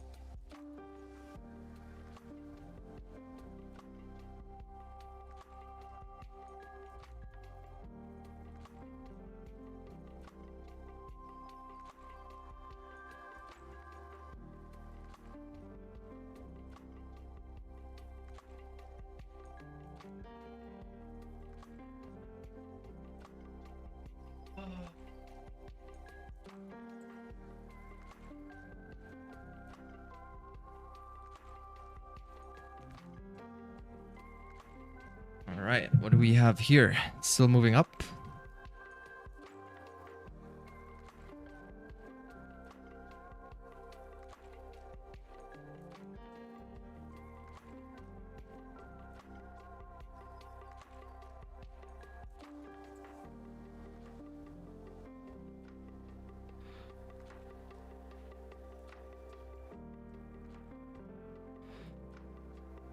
You can get the break.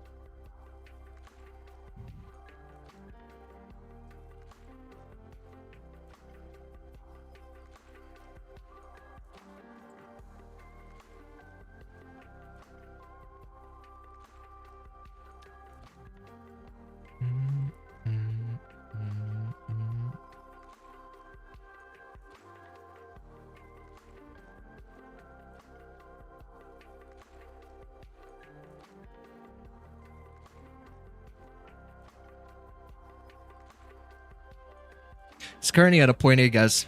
So if you think that gold is going to buy, it's coming out of this zone. It's coming out of this area. Just the way as we thought, like if you think gold is going to buy or sell, it came out of this zone. And that was the distribution right over here. So that's it. That was the only distribution right here. But for the most part, this was like the setup. This is the area set up. Boom. Distributed, set up, waiting for the next break.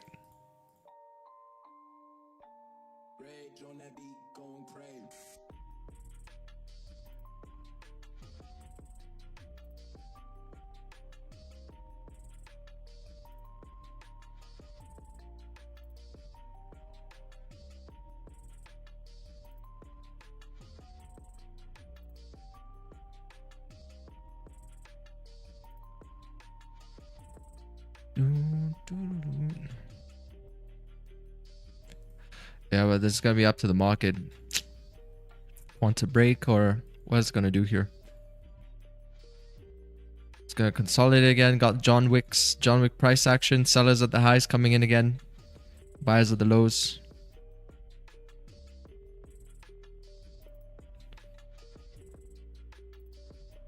It's breaking support.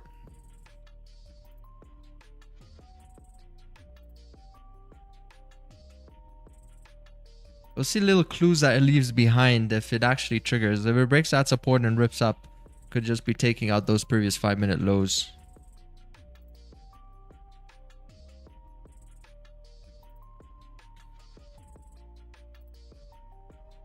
One hour about to close. Oh, nice call, nice call. Would actually be good for the hourly to close first, huh? This hourly hasn't had a move in it yet. The hourly has just been consolidating and just see it's like a doji. It hasn't yet had any sort of push on it. Because you see the previous move from that accumulation above here, that was the only move, right? You could see that the hourly actually moved somewhere. Whereas these other hourlies, they're kind of like more slow. Closing with less volume on the candlestick body. Whereas this actually had like a strong push. Then this current one, you can see a lot of like indecision. You can't even see the candle body. So when you investigate, you're going to investigate lower time frame, you're going to see the accumulation.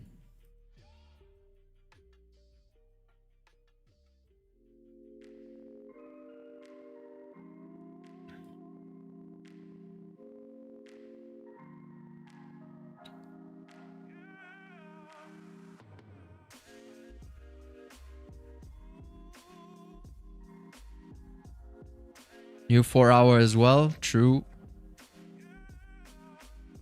New 4 hour in some brokers.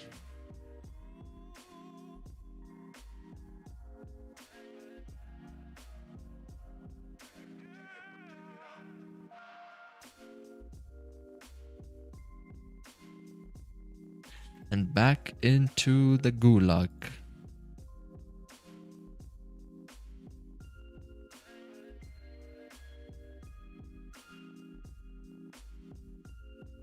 I think closure below 43.37 on the 30 will be trigger more selling pressure.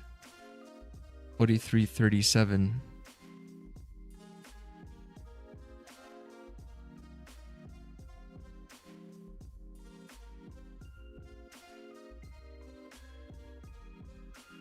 I would love for this thing to retest all-time highs again.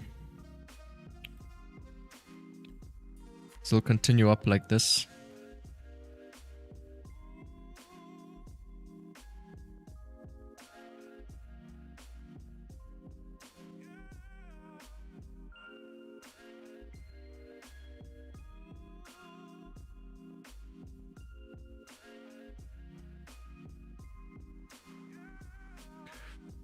What is gold trying to do here today?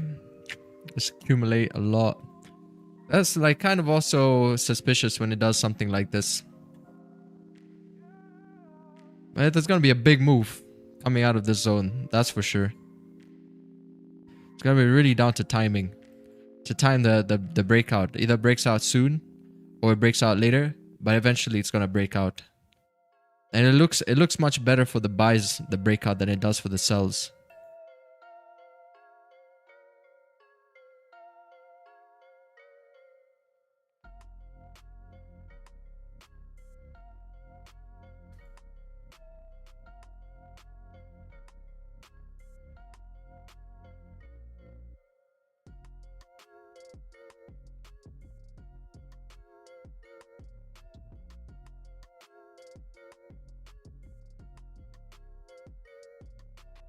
Widen the stops again. So if it breaks, it really needs to move.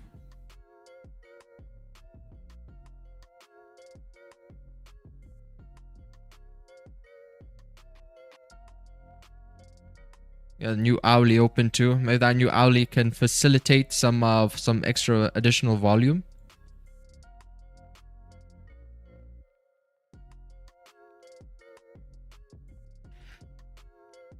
That's a big push we're expecting. We're not expecting a small push.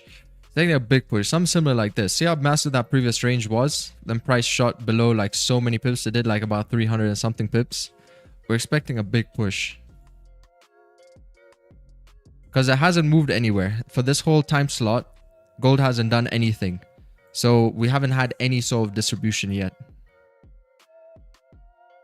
So it needs to go somewhere eventually.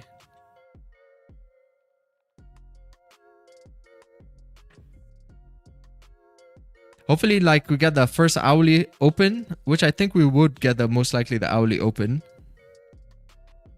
Get the hourly open first. So it can create the hourly lows before creating hourly highs.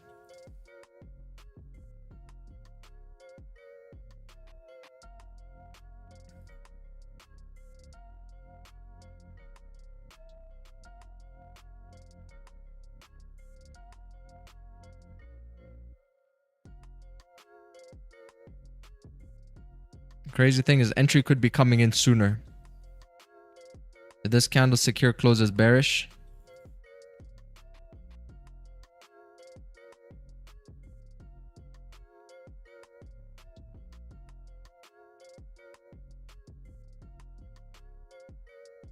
There's another possibility for a sooner entry. See how that new hour is going to react.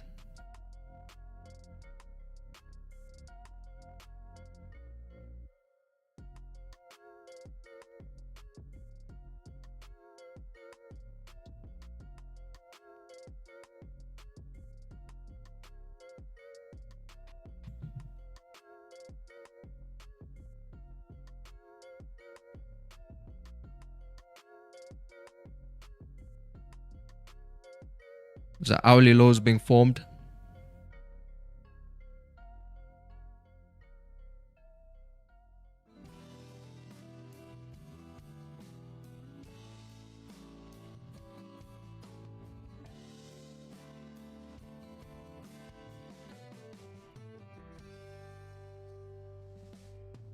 Actually be nice first if this candlestick pulls down a bit more.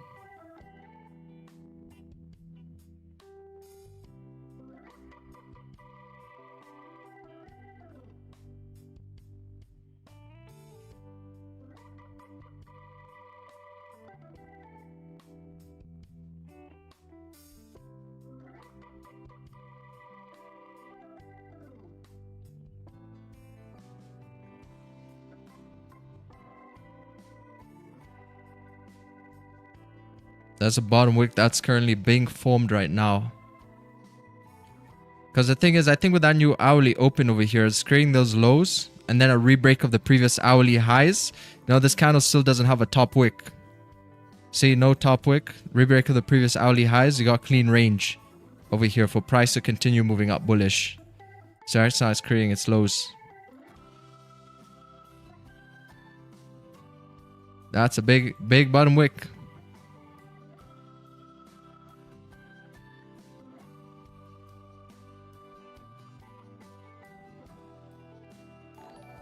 So some serious volume should be coming in once it breaks.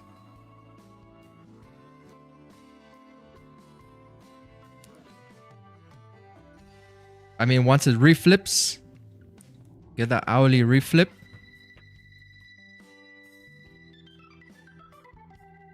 This hourly reflip, break of structure, bottom wick's been formed, clean range to move up. We also got accumulation here on the HDF. We got a big accumulation right over here, massive one here, and we got a small one building up in there as well.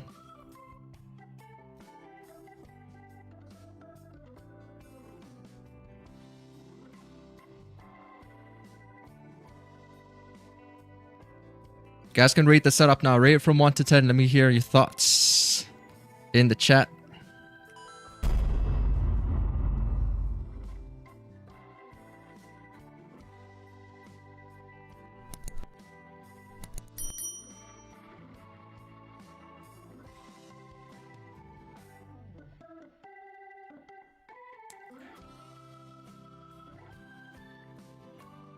Got 11 out of 10. 8.5 to the moon and beyond. It's feeling more ready. You know, as the bread here has been baked in the oven, it's getting ready now. Remember, gold has not had a move yet. We've just been accumulating, generally speaking, this whole zone.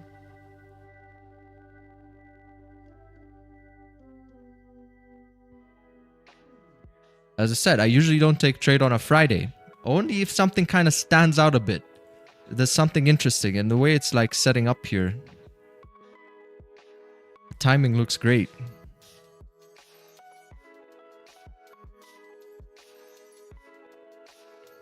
It's a matter of like, how do we even break out of this zone?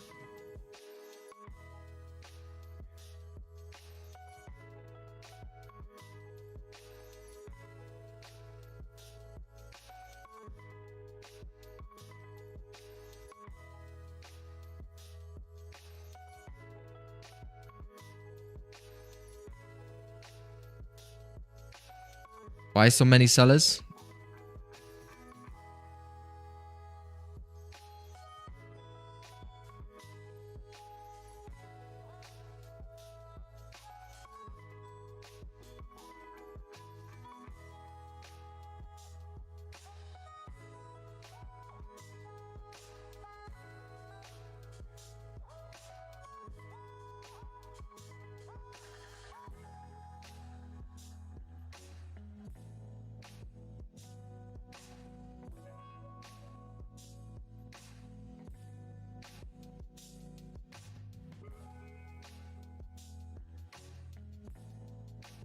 Five-minute shotgun as well now.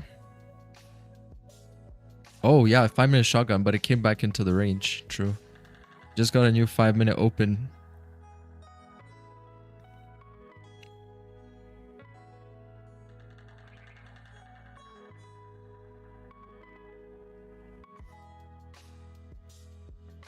This is a zone I'm anticipating that volume is going to come out from as we head towards a much larger one. But the thing is, if you wait for the much larger one, you know, you're going to wait an additional 20 pips, like around 20 pips to get that break above here. So I'd say if I would rather get in sooner, get the break that I want, then I can manage risk on the entry of the other one. It'd be much better. Better case scenario than waiting for the bigger one to break in this case, because it's like 20 additional pips. Plus the stops are going to be a bit wider too.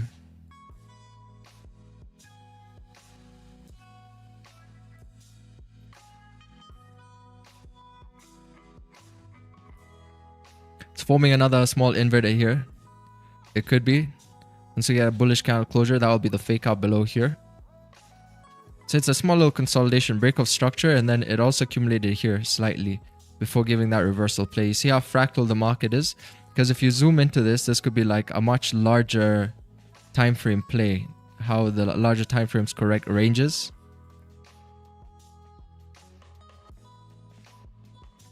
See right here. Let's see what it does. Candle's about to close. If it respects this head over here, that would be the right shoulder. But if it doesn't, then we're just going to have that accumulation break.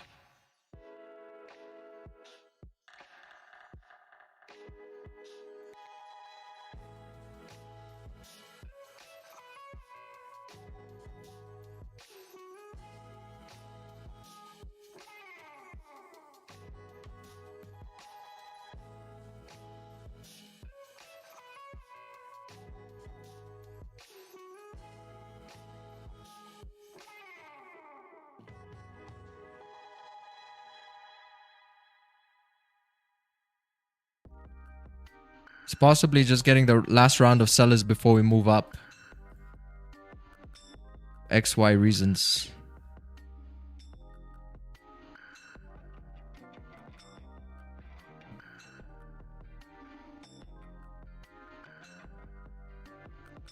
Because you'll see, once it starts to move up, it should move up with like a lot of volume. Don't know if that last push was the one. Last one, fake out the sellers. See, once it starts to pick a direction here. I just hope this volume. You got on the 5-minute time frame. You got like a small little liquidity grab situation that happened here on the 5. Right on that candle.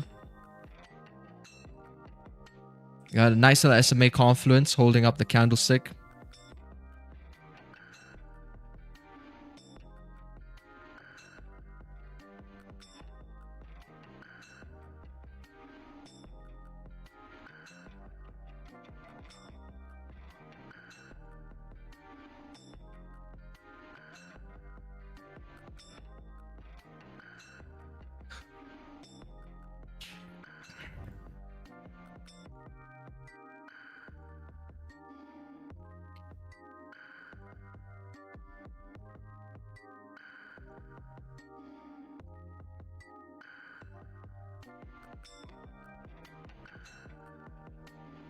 Come on, pump beat.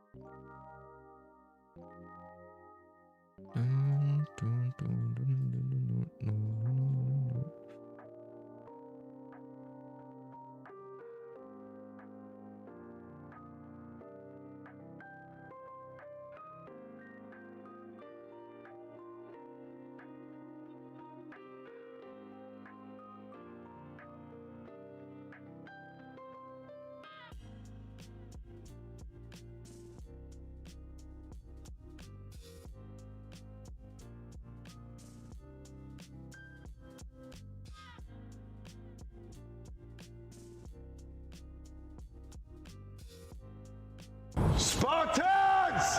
What is your profession?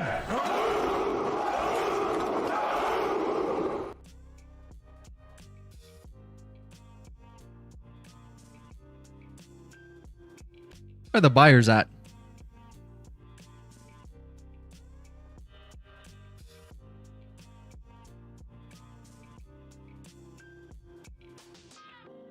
You don't use your indicator? I don't use it for this play. This is a consolidation breakout. It helps with the shotgun plays.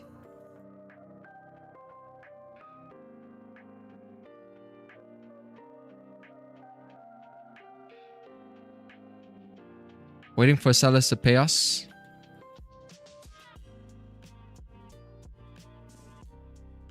Yeah, because once it starts to move, like really, I'm expecting a 1 minute candle just to start pushing up. Like strong. And then we're going to see something of the sort to show to us that price wants to start now distributing.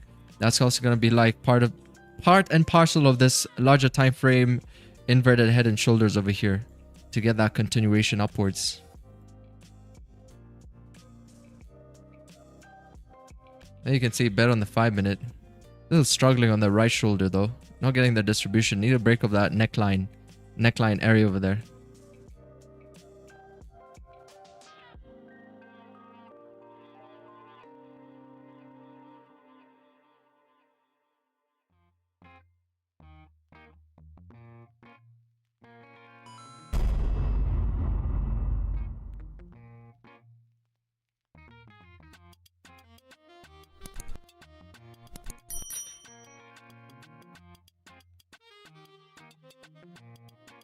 Let's see. Gonna wait for candle close or bearish engulfing off the 1 minute lower high setting. It do gotta dip down first before it goes up. And are we free from the red folder news today? Oh, red folder news? We don't have any news today. What red folder news? October 17th, no news. So yeah, we're free from that.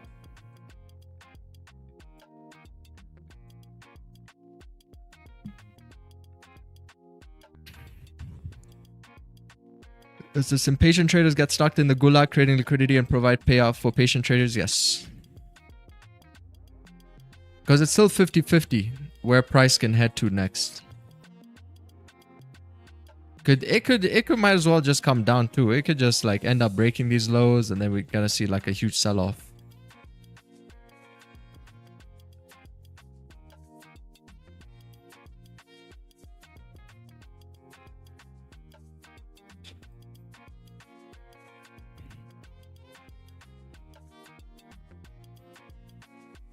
With it being Friday and weekly needing to have some sort of a pullback, I would not be surprised if it sells.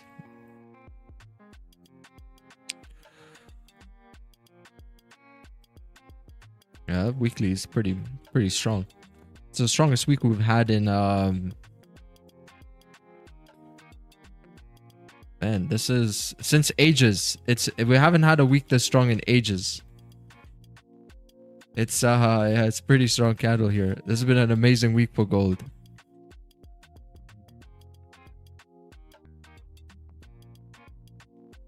I see ATR and RSI to determine that. What do you suggest? No, I just like to use my eyes. I think that's enough. Gonna look at the, you know, the way the candles are printing, how the candles are moving, what levels they're breaking. That's all is more important than what an indicator is gonna tell you.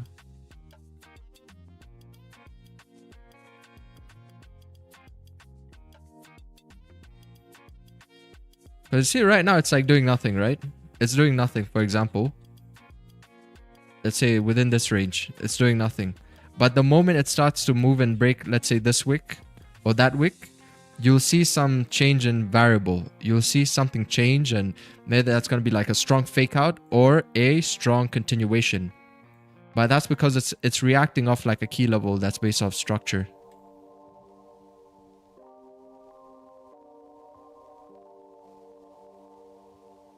I think it's creating a higher time frame trend. No confirmed downtrend on the higher time frames. Only the 5 minutes showing it. It's really up to this level to hold. Like if the sellers want to take control of gold for the week, then they just broke like this previous level here, which was a pre-London consolidation when price shot down. So it came back, retested that area multiple times. So this is a key zone that they need to hold, right? For price to continue moving down. If they can't hold this level, then, you know, then the buyers are going to come in and then we're going to take back control here above, you know, like 43, 48.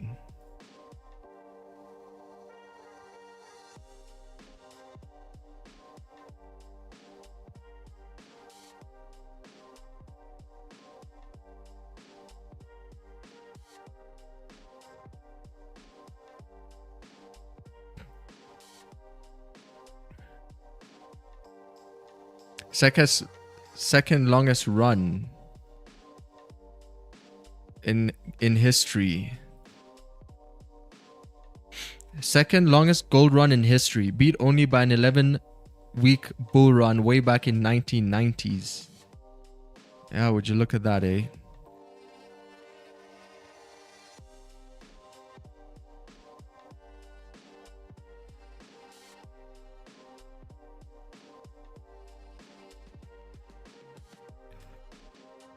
It's really expecting volume to break the highs. Because once it breaks, man, we should be off to the races anyway.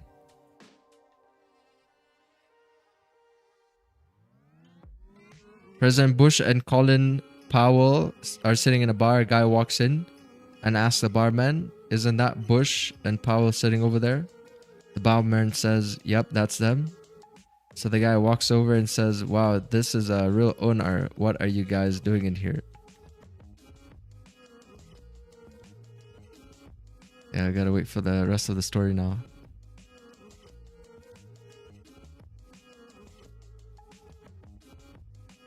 It might go up after this low. And the guy says, "Really? What's going to happen? Market's treating y'all good?" Kind of slow. Kind of slow. Kind of slow. I thought I was going to get a move soon. If I don't get a move soon, I think I'm just going to call it a day here.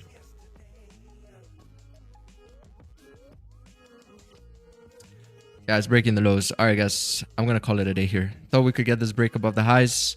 Looks like it's breaking the lows. No entry. No entry means let's just save this ammo for next week.